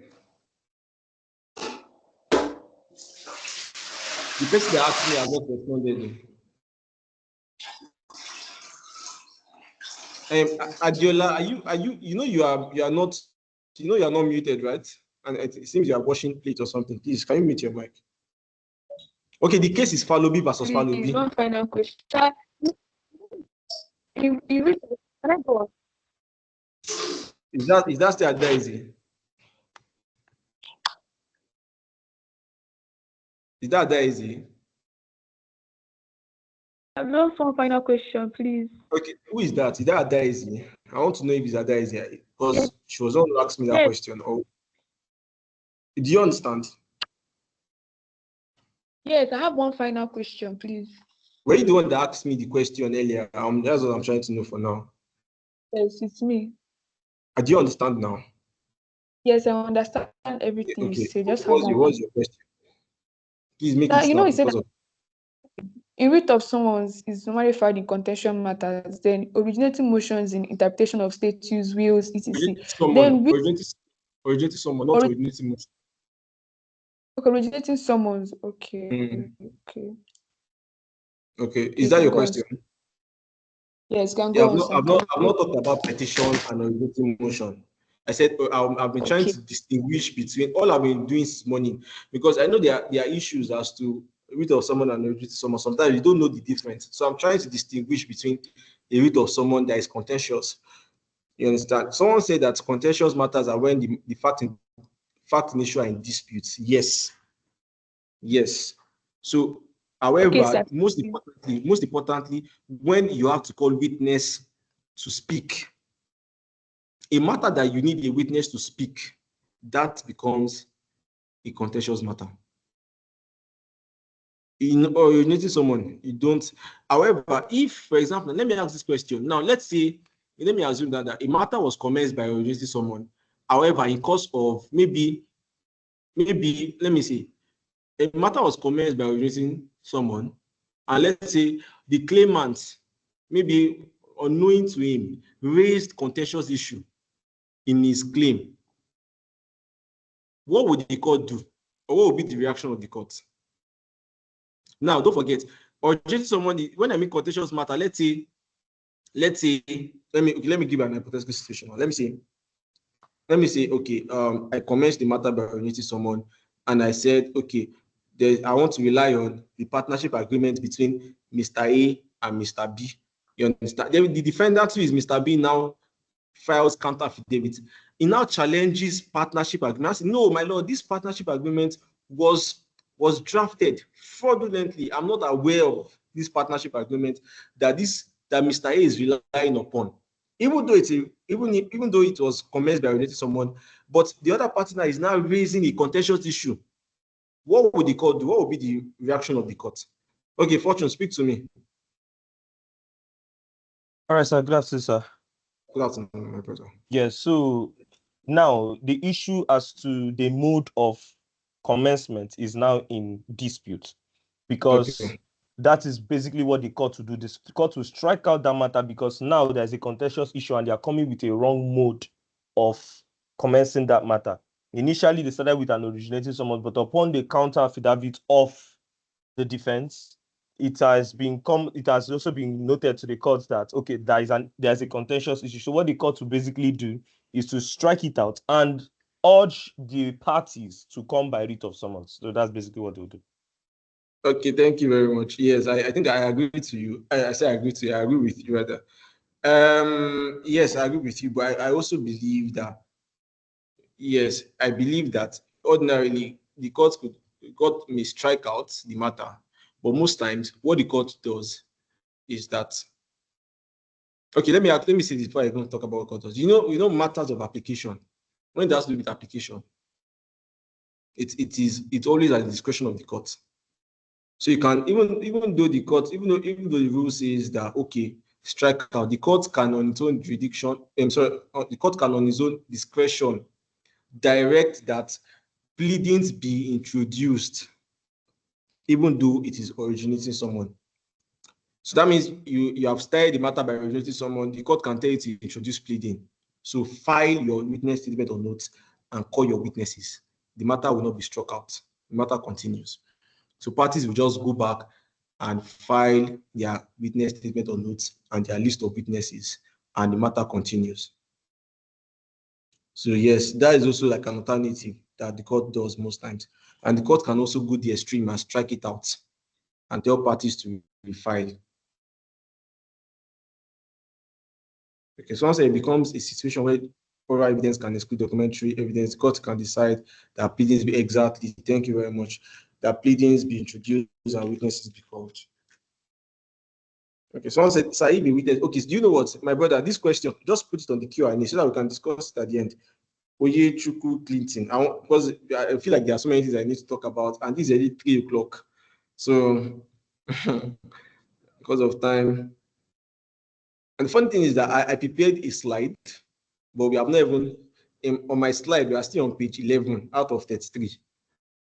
So, I don't know the miracle we want to perform, but God will help us. So, you cannot access the Q&A. How is that possible? How many of you are facing that same dilemma? You can't access the Q&A session. Can you type something in the Q&A session? Do you? Okay. No, you cannot. I've seen there are so many questions. There are so many questions here already. Please find a way. There is working. I'm seeing like a lot of questions here already. Please try. Maybe I say refresh your from here. I said no. Go and write everything in his phone. I said God is over.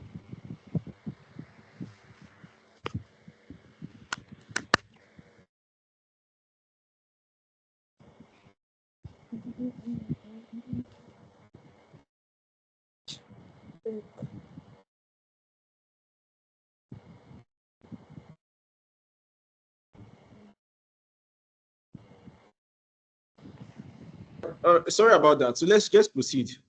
Okay. So people are saying they have the same issue. I sympathize with, but please try to refresh, because we have like about 10 or 15 people that have sent questions already there. So please, or better still, even if it doesn't work, just keep your question. You understand? When I move to Q&A session in the next 30 minutes. Just write summary. Please mute your mic. So please, can you mute your mic? Please try to mute your mic. Thank you. So if you cannot access the Q&A, just keep your questions. When it's time for question and answer, I'm going to like juggle both Q&A and chat box so that we can drop your questions and we can Yeah. Okay. All right. So let's continue. All right. Let's continue. So someone says only available on laptop. If it's only available on laptop, then just keep your question. When I get to Q&A, you can send your answer, your questions rather. So we've talked about, okay, so originating motion, we've talked about writ of someone, we've talked about originating motion, originating someone. The originating motion is when that's with matters of maybe fundamental human rights. I won't go deep into that. Yes. Okay, someone said originating motion is used when fact of the case are not in serious dispute. I won't, I get your point, but yes, originating motion are not determine.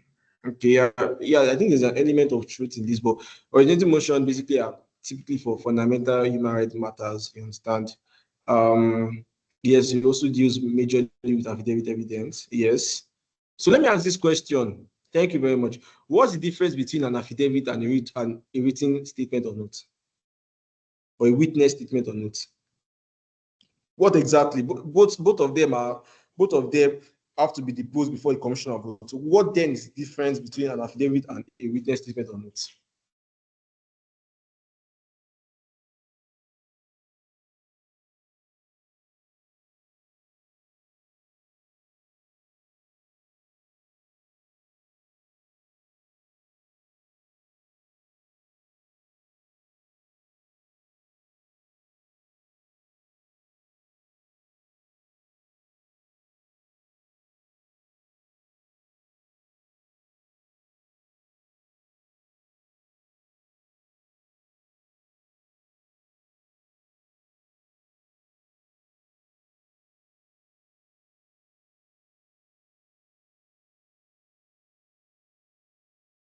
Can I speak on that?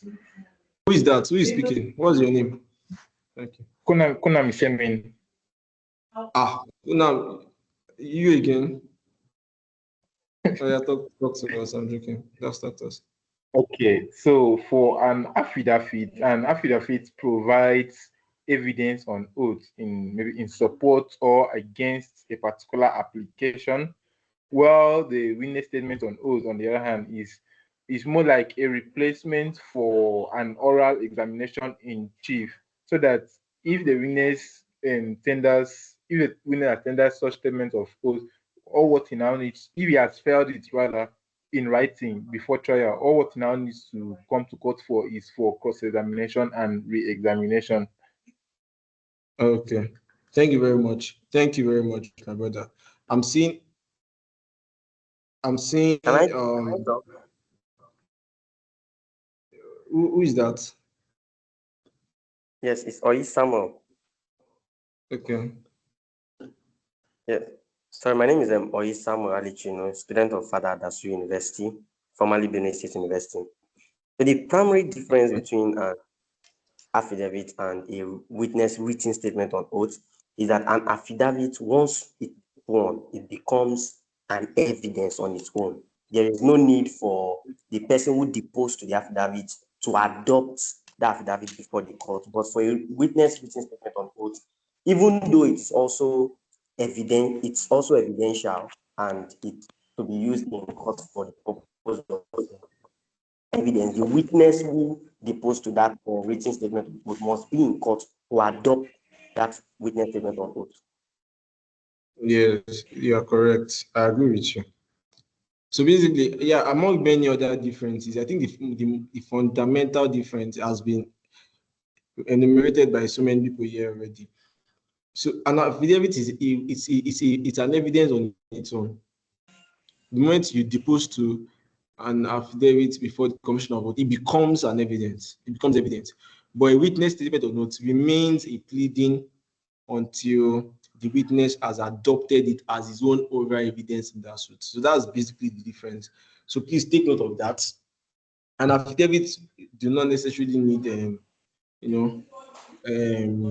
cross-examination. You don't cross-examine affidavit, you understand, except the court has converted your affidavit into into your witness statement or note. You understand? However, that's quite extreme. But witness statement or note, when you adopt it, then you now face the scrutiny of cross examination. So petition basically. Petition has to do with maybe you're probably winding up of complaint, election petition. So I was last year December, I went for the governorship petition, Edo State governorship petition, and that was like my first time experiencing petition, not appeal. I mean, I've experienced a couple of election appeals, but that was my first time experiencing petition. That was in Benin City in Edo State. So started from the very beginning to the Supreme Court stage, and you comment election petition. You comment obviously election matters by petition. So yeah, matrimonial causes, yes, even matrimonial matters, yes. So yes, by petition also. All right, thank you very much. Let's proceed. I want us to maybe by 3:30, wherever we stop. So stages in litigation. Sorry, sir. Is it a question? Sorry, sir. Yes, I didn't hear your explanation on the meaning of petition. Clearly, it was breaking. No, petition, I don't think there's any definition to petition that petition has not, communicated already. Petition simply means you are petitioning the court to entertain a particular matter. So petition is done for matrimonial causes, for election matters, for complaint winding up. Yes. So petition is also like a mode of commencement. So, for example, for matrimonial causes, the matrimonial causes rule provides that if you want to commence a matrimonial matter, it must come by way of petition. And there's a form for that. There's a draft for that, or there's a man. Is it man or see? There's a what was the word? There's a template. Yes, there's a template for that. So there's a form. There's a way it is supposed to. So it's not like your creativity is not needed in preparing or originating processes, or your wit of someone. Your creativity is not needed. There's a way that it should be done. So your creativity is dispensed when it has to do with originating processes. There's a way it has to be. If it's winding up, there's a format that you must follow, and you must follow that religiously. So that is that. All right, I was going to talk about something. Yeah, so I will say the stages in litigation. So the first thing when it comes to litigation, I'll just list out the stages in litigation.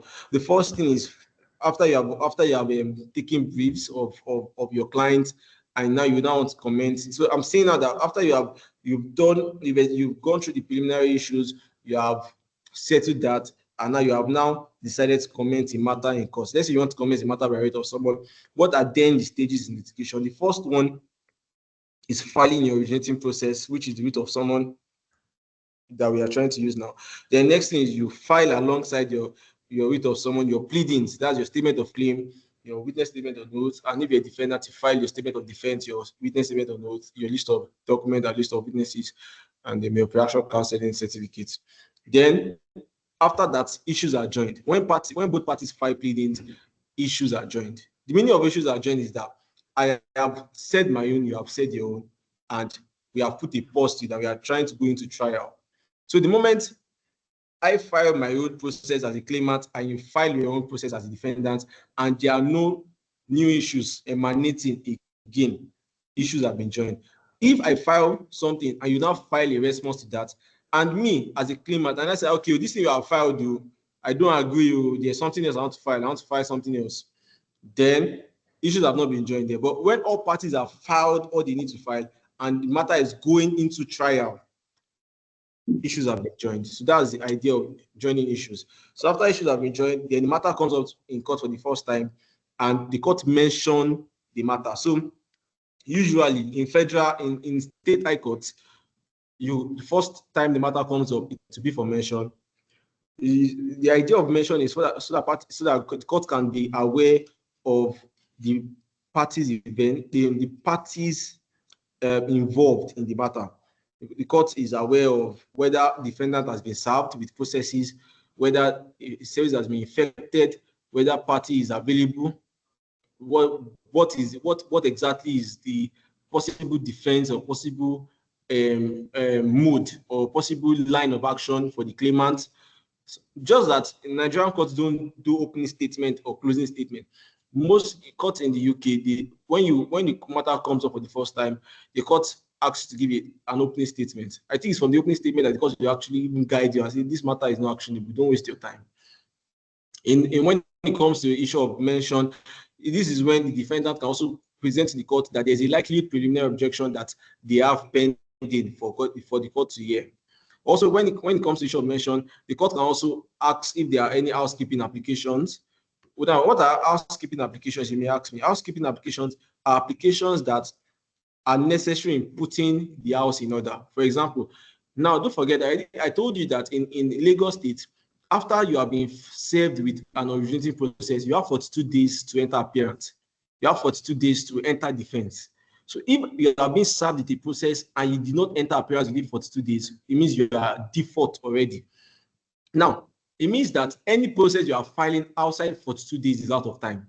So for the court to deem the process that you are filing to be proper, you need to apply for an extension of time upon which you can file and serve that particular process. Now, the application that you file before the court to regularize your process as proper before the court is called the housekeeping application.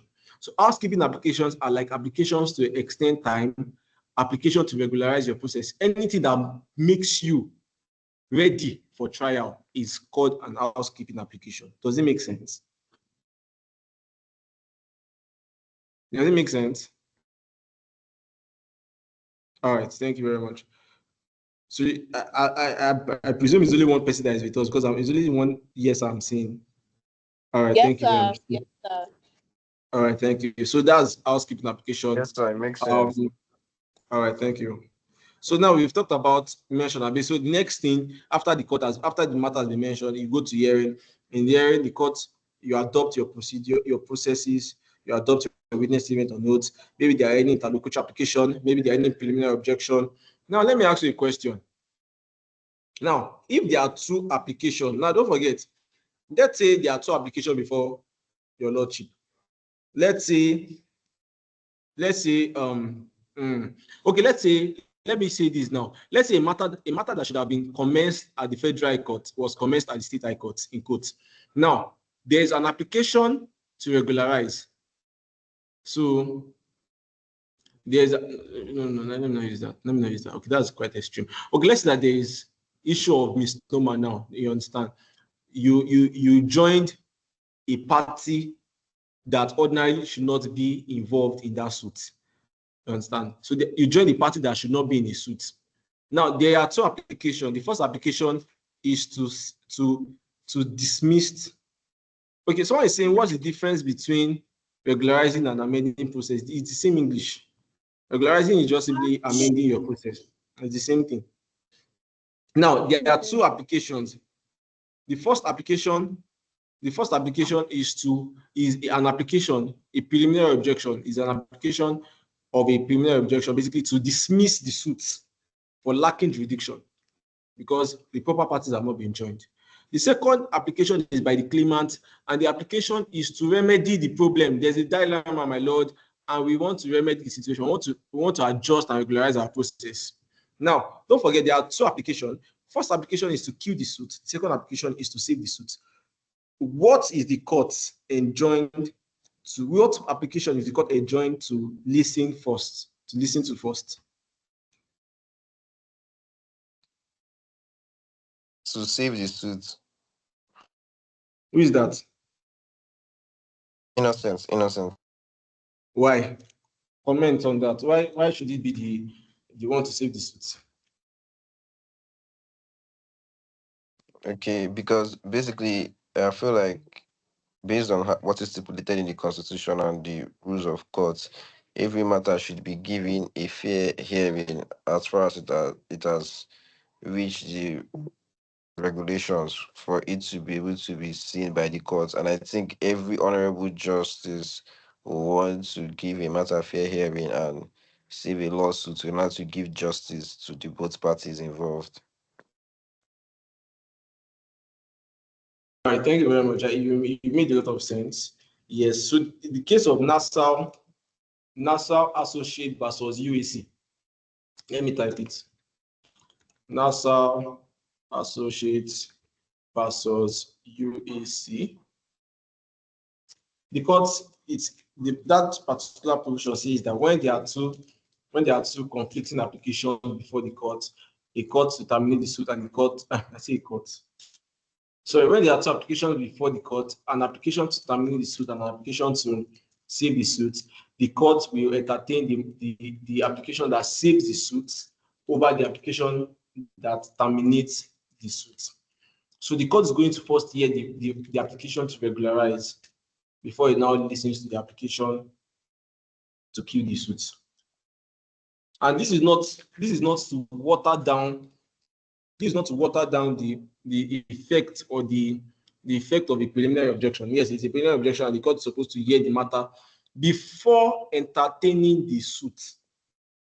So when there's a preliminary objection, the court is supposed to hear the PO and resolve the PO before hearing the main suit, not before hearing an application that may give life to the suit.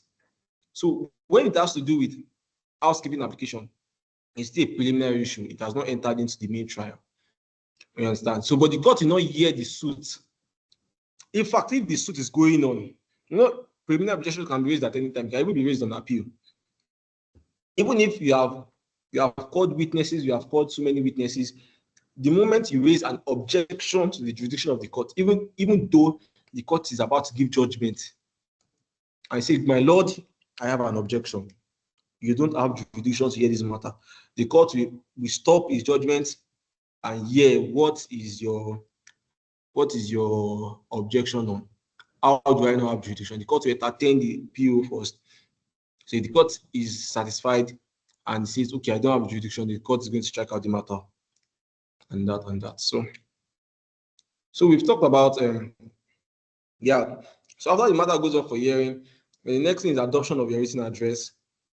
So written address are not evidence, they are not pleadings. Written address are just a summation of the facts and law that has been transacted in the proceeding. So it's more like you are summing up your case, So written address are meant to be like a mere guide to the judge. So after you have called witnesses, after you have made submissions, written address is just meant to be like a guide, basically. So then after that judgment, and what again? All right, let me stop here. Okay, let me just say this. Okay, ethical duties of counsel in court. I'll read this out. You have to be present in court at all times. You have to avoid forum shopping. Okay, I'll ask you what is forum shopping. I'll go back to that, but let me write it down for now. Forum shopping. Then you have to act fairly and honestly. You have to call material witnesses. Now, the strength of your case is not about how many witnesses you call, but about how material the witness you call. So you can call one witness, and that'll be enough for your case. Don't call unnecessary witness. Don't call something happened. You are calling everybody. You are bringing everybody that, as a good lawyer, you must know who to call. Observe the interest of justice. Conduct cases with due diligence. Make available to the accused person proof of evidence. Avoid frivolous institution of criminal proceeding. Being present in court. Keeping the client's confidence. Not withdrawing from brief. Not seeking unnecessary adjournment and all that. So finally, can somebody just tell me what forum shopping is? What do you know by forum shopping? Yeah, can I speak? Who is that? Victor Isangumana from University of Rio. Okay. Forum shopping is actually an act where a litigant seeks to file a case in a court that he feels would favor him if he approaches that particular court. Let's say, for instance, in the High Court that shares concurrent jurisdictions in all the states, a matter was supposed to be instituted in the High Court of Akwa Ibom State. But the matter was supposed to be still in the High Court of Lagos State, but because the party knows that it's the same High Court in Akwa Ibom that has jurisdiction, so he runs to Akwa Ibom State to file the matter in the Akwa Ibom State High Court, seeking favor from the court because he comes from Akwa Ibom State. So in that kind of incident, we describe such practice as a forum shop. All right, thank you very much. You are the best. Now, the case of Asari Dokubo versus FRN. Now, this matter happened, I think, in it was in Delta State also. It happened in Delta State because of action arose in Delta State. However, parties filed the matter in Federal Court, Kaduna. And the court said that was forum shopping because there was a Federal Court in Benin. Even though there was no Federal Court in Delta, but I think there was a Federal Court in Benin. So going all the way to Kaduna, where there is a closed court in Benin, is forum shopping. So forum shopping is when you are looking for, when you are, it's most likely, like someone said, Azubi that says, choosing the most favorable court for you, or going out of jurisdiction. So the idea of forum shopping is a contravention to territorial jurisdiction. You know what confers territorial jurisdiction on the court? There are two things that confer territorial jurisdiction on the court. Number one is whether the cause of action arose from that jurisdiction. Number two is whether the defendant or the parties reside in that jurisdiction. So if a cause of action did not arise within the jurisdiction of the court, and if the parties are not residing in that jurisdiction is out of territorial jurisdiction to hear that matter. So let's say that something happened now. All of us, we live in Abuja. We all live in Abuja because of our actual house in Abuja. They are now going to Zamfara to file the matter. That's forum shopping. However, the opposite of forum shopping is called forum convenience. When parties agree, there's a consent. They all agree to take a matter from a particular jurisdiction, a particular court that has territorial jurisdiction, to another court which may likely not have territorial jurisdiction, and the court approves of that, then that will be called forum convenience. Most especially, it is done because of security. For example, now, when I was in Benin for the petition, there were a lot of uproar and violence going on, and there was all parties considered and said, okay, we want this matter to be moved from Edo to Abuja for security purpose, and the matter was transferred to Abuja. The election did not hold in Abuja. The members of the, maybe not all, some of them may live in Abuja, but the election did not hold in Abuja. So ordinarily, the matter should not have been commenced in Abuja, or should not have been conducted in Abuja. But because parties considered to it for forum convenience, they would prefer that the matter be heard in Abuja for the purpose of security, and the court allowed, and it happened. So that is forum convenience. So, gentlemen, we've come to the end of our class. We have 30 minutes to do questions. Thank you very much for your time. God bless you. So, Miss Peculiar now. Gentlemen, the women. How about the ladies? Thank you so much, sir. Okay, ladies and gentlemen, thank you for. Thank you so much. Thank you so much, sir. Yeah, Thank you so much, sir. Thank you so much, sir.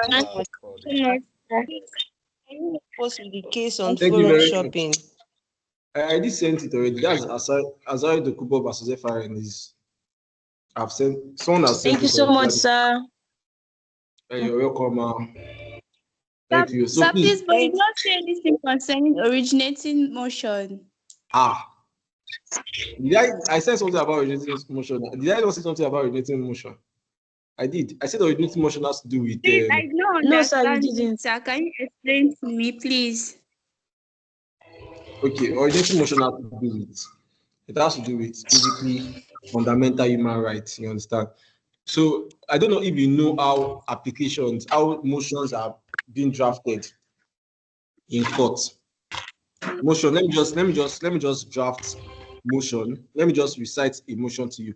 So in the motion, you talk about the heading of the court. Let me see, in the High Court of Abuja, in the Abuja Judicial Division, holding at Abuja, you put your suit number between the parties.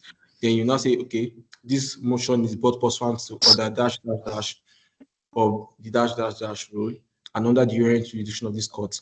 Then your prayer, you say that take notice that this honorable court may be moved at the hour of 9 o'clock or 9 a.m. or so thereafter, as the honorable court will be moved to hear the following prayers of the claimant. Then E, another probably striking out the suit for lack of jurisdiction. Then for such further orders as this honorable court may deem fit to entertain in the circumstance, then you put your date and all that. So that is an application, that is a motion. Now, when you want to file, when you want to commence a fundamental human rights action, that is that same application. The way you file application for your normal matters, you understand, your normal matters in courts and everything. That's the same way you file your application for fundamental human rights enforcement. You understand? So that's the idea. The idea of originating motion is that it applies to fundamental human rights. So you just say an order, for example, let's say that it's right to life. So the first thing is that when it has to do with fundamental human rights, the first thing you need to do is that it has to be a declaratory relief before an executory relief. A declaratory relief is that you want the court to declare that the act of the defendant was unconstitutional. So you could ask, your first relief could be that, number one, a declaration that the act of Mr. B on the so date slapping Mr. A is unconstitutional and it breached his rights to dash.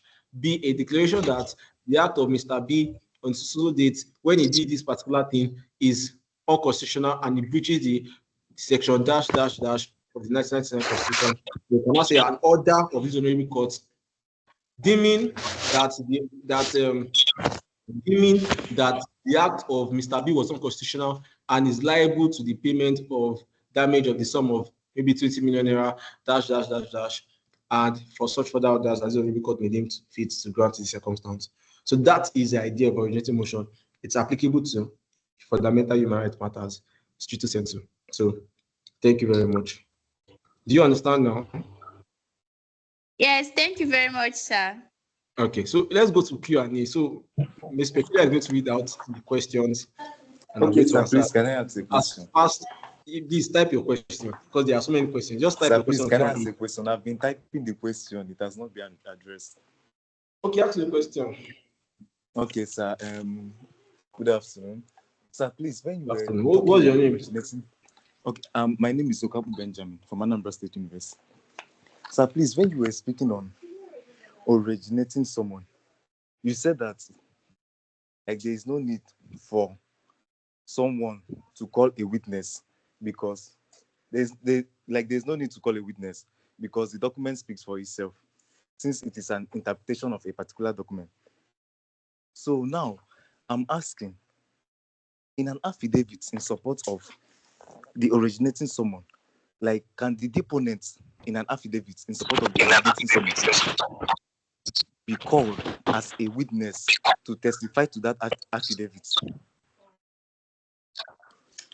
Okay. All right. So did you hear when I mentioned Falobi versus Falobi? No, sir. Maybe network issues.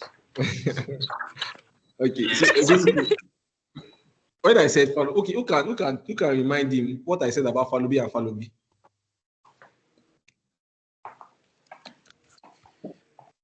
Can anybody do that? Yes, I can attempt. Okay, Hello, please sir. attempt. Talk to me. I think you said that in a scenario whereby there's a dispute in the document, that is, if Mr. A filed an affidavit, then Mr. B files the counter affidavit, and there's like a dispute. Mr. B is saying that that so person was not here, or this did not happen. Then at that particular time there is already a dispute on the document, on documentary evidence. So the court can actually strike out the matter, or a matter of application in its discussion. The court can go ahead to tell the parties their pleadings. All right, thank you very much. As important as that is not, maybe that's not what Falobi and Falobi says, but yes, that can also apply. Do you understand? Thank you very much for so basically to answer that question, when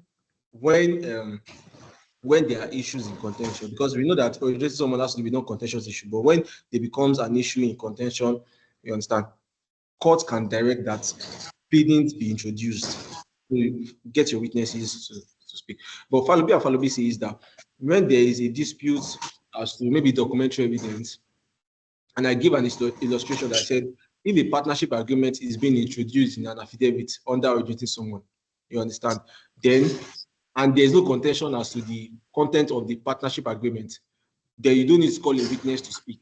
But the moment there is a contention as to the content of the partnership agreement, now you need to call witnesses. You understand? So that's what Falobi and Falobi says. So when there is a conflict as to a documentary evidence, then oral evidence must be called. You understand? So the moment there is an atom of contention in originating someone, the court will direct that pleadings be filed. Does it make sense? I'm sure it makes sense. Thank you very much. So let's Miss Peculiar. She's going to read out questions and I'll answer them. So the answers will be as forward as simple and forward as possible because of time. Once I was blind, thank you very much, sir. Now I can see. That's where my answers will be. Once I was blind, now I can see. I will be very, very direct. Thank you very much. Over to Miss Peculiar.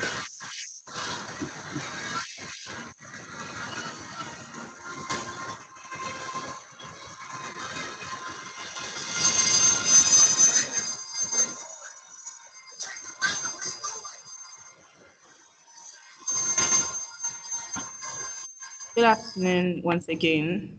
Please, can everyone mute themselves if you're not speaking? I'm the only one speaking now, so.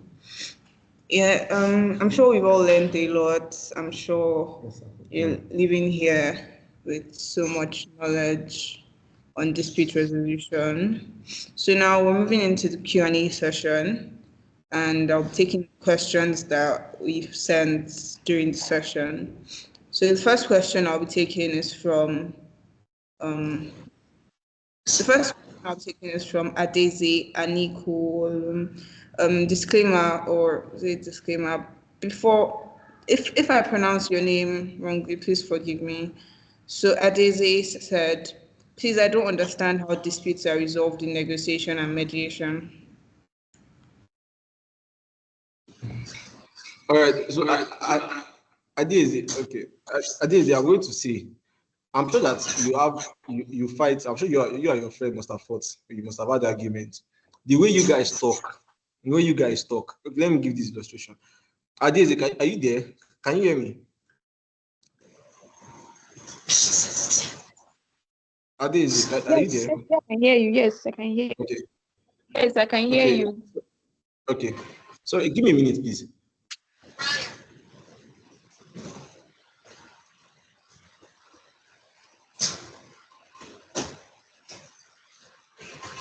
All right, for the attendants, I don't know what's going on, but I'll put the call through to the IT manager now, and any answer I get from him, I'm going to communicate same to you. So, all right. Okay, all right, sorry about that. Adeze, are you with me now? Yes, sir. Now, since this year started, have you had any argument with your friend, your close friend, or your family member? Yes, Abi? Yes. How did you settle it? You don't need to go into details. How did you settle it? Just came at ourselves. You guys came together. You guys came together. Let me take you through your reconciliation process. You guys met each other and you talked about it, Abi? Yes. And you guys found the common ground at the end of the year, Abi? Yes, sir. Exactly. That is negotiation.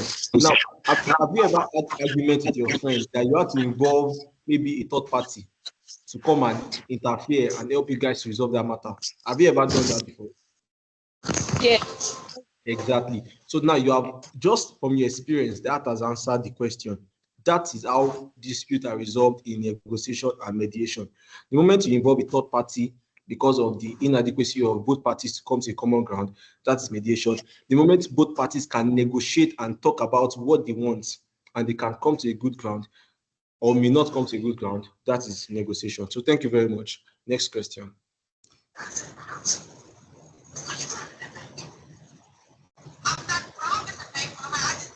Okay.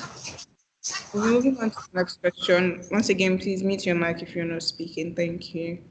So the next question is from Ms. Achidebe. And the question is, seeing that lawyers who do not want to go into litigation still go in-house or go into corporate practice, are there roles in law firms or other corporate bodies where where the role of corporate lawyers would involve litigation practices? Yeah. So, litigation is not always about, dispute resolution. That's the general, it's not always about going to court.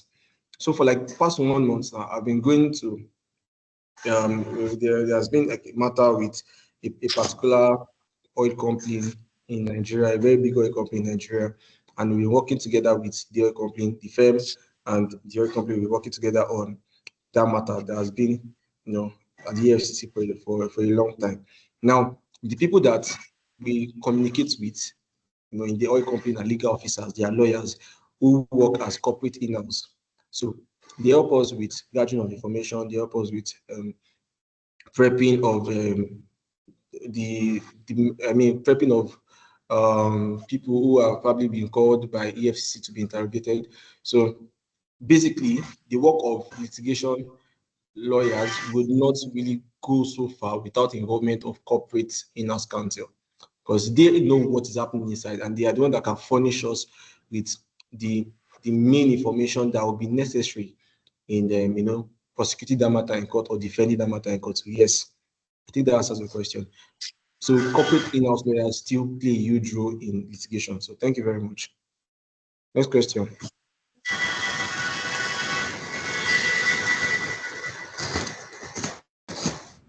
Our next question will be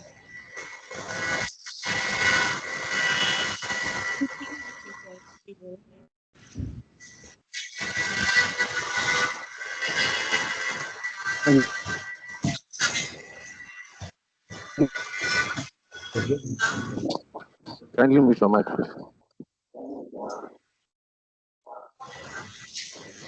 so.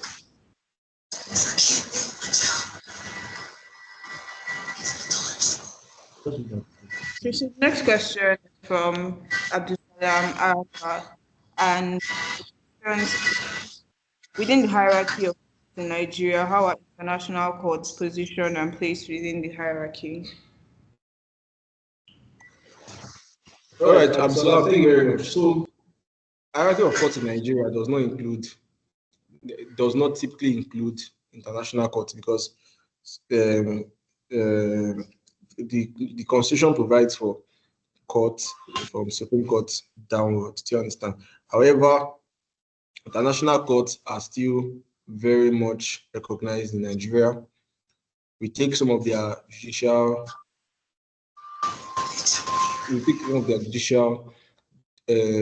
precedent as persuasive here in Nigeria, and yes, their actions or their conducts that may be done by institution or people in Nigeria that would fall within the ambit of an international court. You understand? Yes, there are matters like that that fall within the ambit of international criminal court, or maybe the ECOWAS court or something like that. So, or international court of justice too. Yes, even though it is not embedded in the constitution that there is an international court, but the court, there is something called judicial notice. I'm sure you must have learned about judicial notice. So it has been judicially noticed that the international courts, they are also relevant to our jurisprudence. So thank you very much for that question. Next one, please.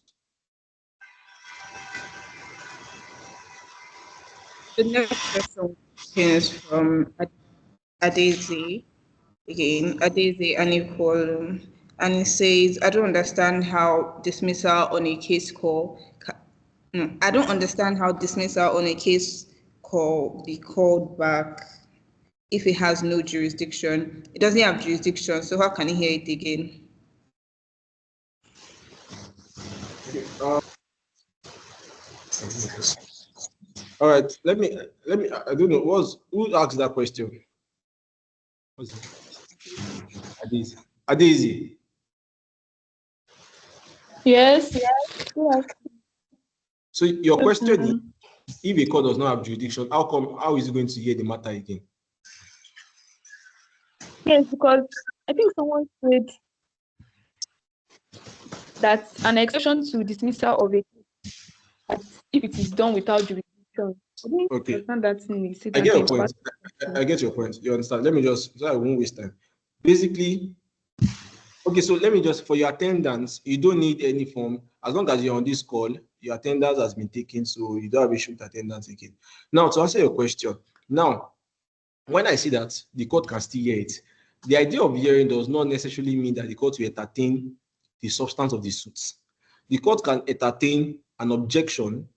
You understand? Basically, you know that if the court has given judgment already, a default judgment, that same court can still go ahead.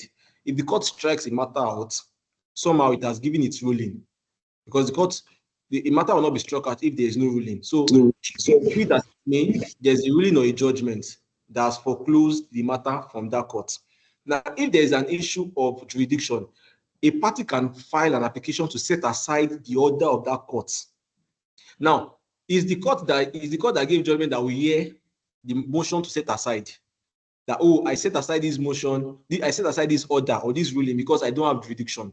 If you want the court, that same court to pronounce it, he has to hear it. Do you understand? That's the idea of the court can still hear the matter, even though it does not have jurisdiction. So the purpose of the court hearing the matter is to set aside the order that it has given. Do you understand? Yes, I understand. Okay, thank you. Please, next question. Okay, so the next question we're going to be taking is from Victor Umana, and he says difference between allowing and dismissing an appeal. Sorry, who is the person that asked that question? What's his name? Victor Mana. Can you talk to me, Victor Mana? Yes, sir, I'm with you, sir. Okay, talk to me. Ask your question again. I just, at the time you were talking about the difference between striking out and dismissing. So I wanted to just know the difference also between allowing and dismissing an appeal. Okay, that if you are talking about that, that means you are moving into appellate jurisdiction. You are aware, right? Yes, sir. So when you allow an appeal, it means if you allow an appeal, it means that you have brought a brief of argument, you have brought an appeal before the court. And so the court allows an appeal when it rules in favor. The simple English is that the simple explanation is that when the court gives judgment against an appellant, that's the court allowing the appeal. When the court dismisses an appeal, that's the court giving judgment against the appellant. Does it make sense? It's technical, but I understand. No, it won't be technical for you. Calm down. If you file a matter before High Court, and High Court gives judgment against you, and you are aggrieved by that judgment, you now go to appeal, Court of Appeal, and say, my lord, I want to appeal against the judgment of the lower court. Now, your prayers will be that you pray the honorable court to allow your appeal. The purpose of the appeal is so that the court can set aside the judgment of the lower court. So if the court grants that prayer to set aside the judgment of the lower court, that is the court allowing your appeal, because that's the purpose of your appeal. The purpose of your appeal is to set aside the judgment of the lower court. That is the court allowing your appeal. But if the court dismisses your appeal, it means that the court is not going to set aside the judgment of the lower court. Does it make sense now? Yes, sir. If it does not make sense, you understand? Just go to, if it does not make sense, just go to my LinkedIn page and probably just send me a message. Just send me a message there and ask your question so we can talk because of time. Go to my LinkedIn page, Yanolua Animation. Things Animation Yanolua. Just go there and just send me your messages so we can discuss it. Next question, please.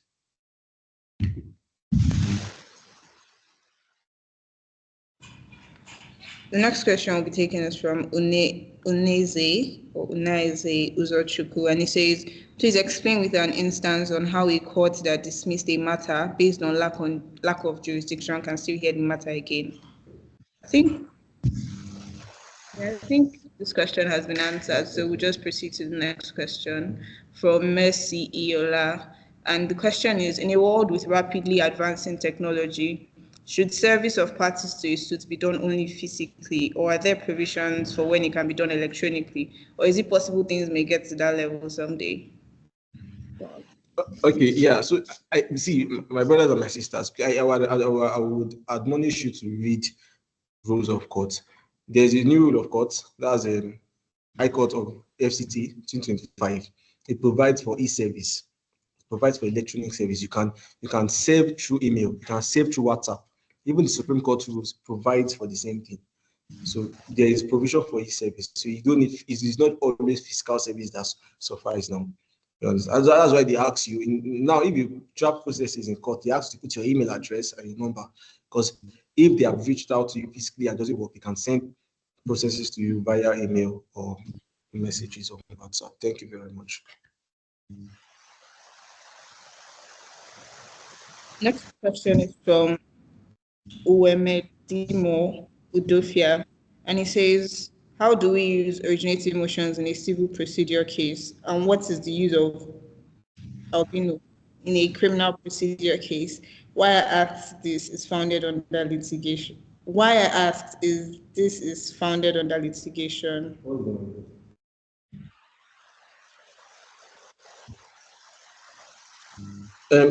Uwemedimo Udofia, can you talk to me? Are you on this call? Yes, sir. Good afternoon, sir. Good afternoon. Please, can you repeat your question so for clarity purpose?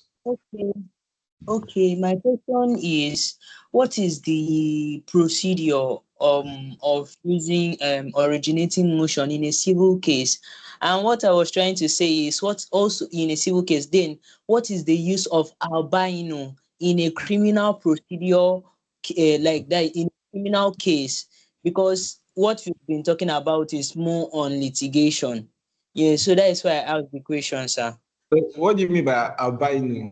Can you enlighten me?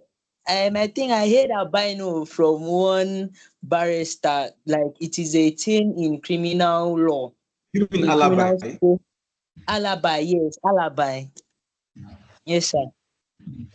So like, do you know what alibi means? Do you know what alibi means? No, sir, that is why I asked. Okay, so let me explain alibi. Alibi means that you are not present at the commission of a crime. So if they say something happened, where do you live? Abuja? No, sir, I live in Uyo, Akwa Ibom State. Okay, so I think I know some places in Ikoyi. There's Iko Abasi, Abi? Yes, sir. So let's say something happened in Iko Abasi, and you were in let's say you are your stadium. Where is your stadium? Your stadium. What's the name of your stadium? The stadium in it is Township Stadium. Township Stadium. Let's say, so something happened in Township Stadium. They said something happened, and they said they saw somebody that looked like you. Alibi is you raising an objection timeously that you were not at the scene of the crime. You were in Iko Ekpene. You're in Iko Ekpene. You were not in a township. That's alibi. So now that you understand what alibi means you were not present at the event of a crime. Now, can you ask your question again, knowing the meaning of alibi? Like, what is the use of like the term alibi in a civil procedure? So in a criminal procedure. Okay, if you say civil procedure, it doesn't work. Alibi does not fall under criminal procedure. If it's criminal procedure, I've already answered it. When they bring a charge against you that you committed a crime, one of the defense you have as a defendant is the defense of alibi. That means you're not present at the crime of the event, so it was not you that did it. And it's a defense that must be raised timeously. You must raise it before you even take your plea. So you must raise the defense of alibi before you take your plea. So it's not like the defense of alibi is just like a candlestick. it goes. Please, okay, I have 7 more minutes before this session ends. So it goes. So if you have any question, just send me a message on LinkedIn. Thank you very much. Next question. Okay, sir. Thank you very much.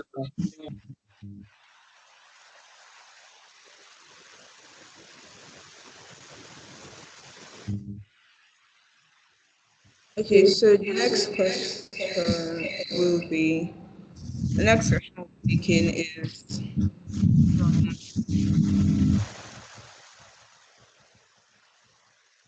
Gloria Ubi, and it says, do you also go by way of originating summons when it involves interpreting the laws that govern private organization employees made by the organization itself? Okay, so the answer to that question is yes. Yes, you do. Next question is from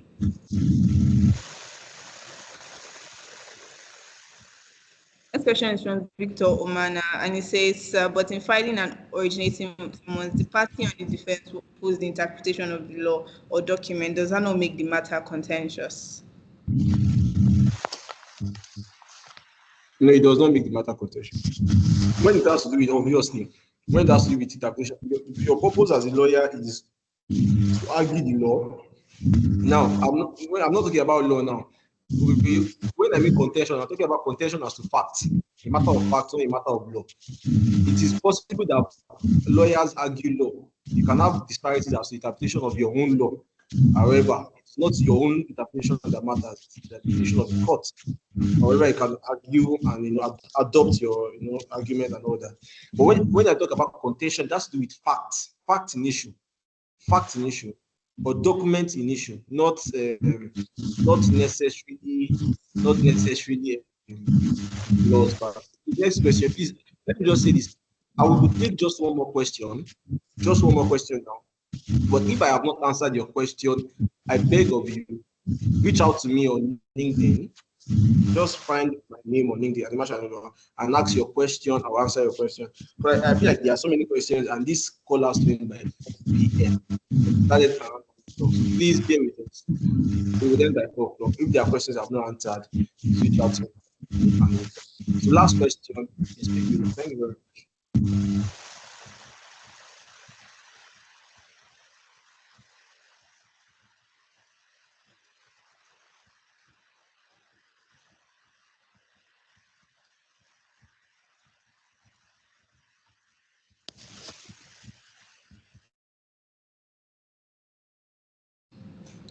So last question we're taking is from Prince Aduse, and he says, how do you prepare clients for mediation or arbitration sessions differently than for trial?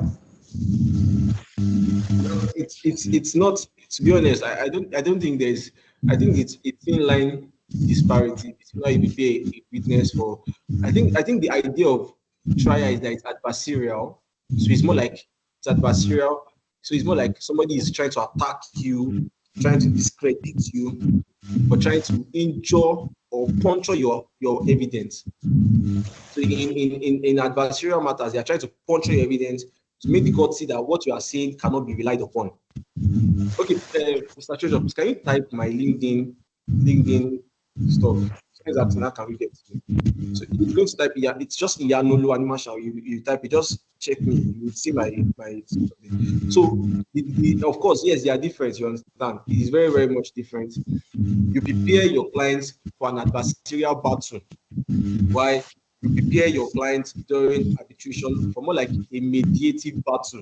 That mediative battle is not so you have control in an arbitration, you have control in mediation over the questions that are asked your clients. But when it comes to courtroom, you are really not doing anything apart from if questions being asked your clients goes against the provision of the law. But in fact, exactly, there are no trials in arbitration. There are obviously no trials in arbitration. But when they're asking you questions in trial, your lawyer can really do nothing or little or nothing. You have to allow, as long as it complies with the rules. It's notified, may not always be the limit of examination, but of course also the court sees that a party should have enough room to be able to point for evidence and disclose the evidence so that it can be public. So thank you very much. Learned colleagues, thank you very much for your time. It's been 3 hours now since we started this call, and I must say I must commend you all. You guys are actually brilliant. You guys are good. You guys know what you are doing, and I want to commend you for your participation. This is just day 2. We have about 4 or 5 more days before the end of this so please put your head down, study and do everything they ask you to do. And if you need to talk to me, my LinkedIn account is on the chat box. Reach out to me. You can talk. Just say you are from the OVIP. I will talk from there. So I have 30 seconds left. Thank you very much. I want to appreciate you so well for your patience, for your engagement. I do not take it for granted. So thank you very much, and see you probably on LinkedIn, and see you later in life. Thank you very much. God bless you, and have a good day.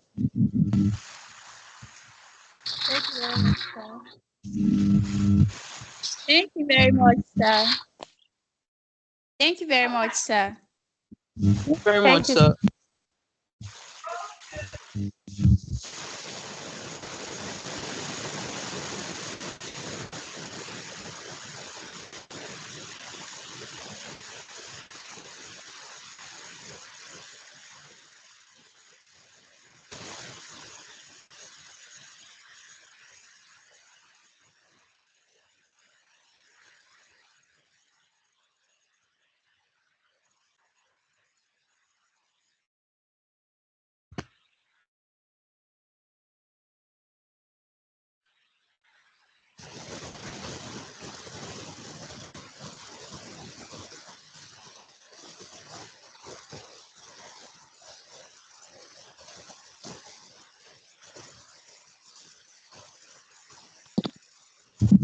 Hello, everyone. The today's session, OVIP Day 2, has ended. So if you wish to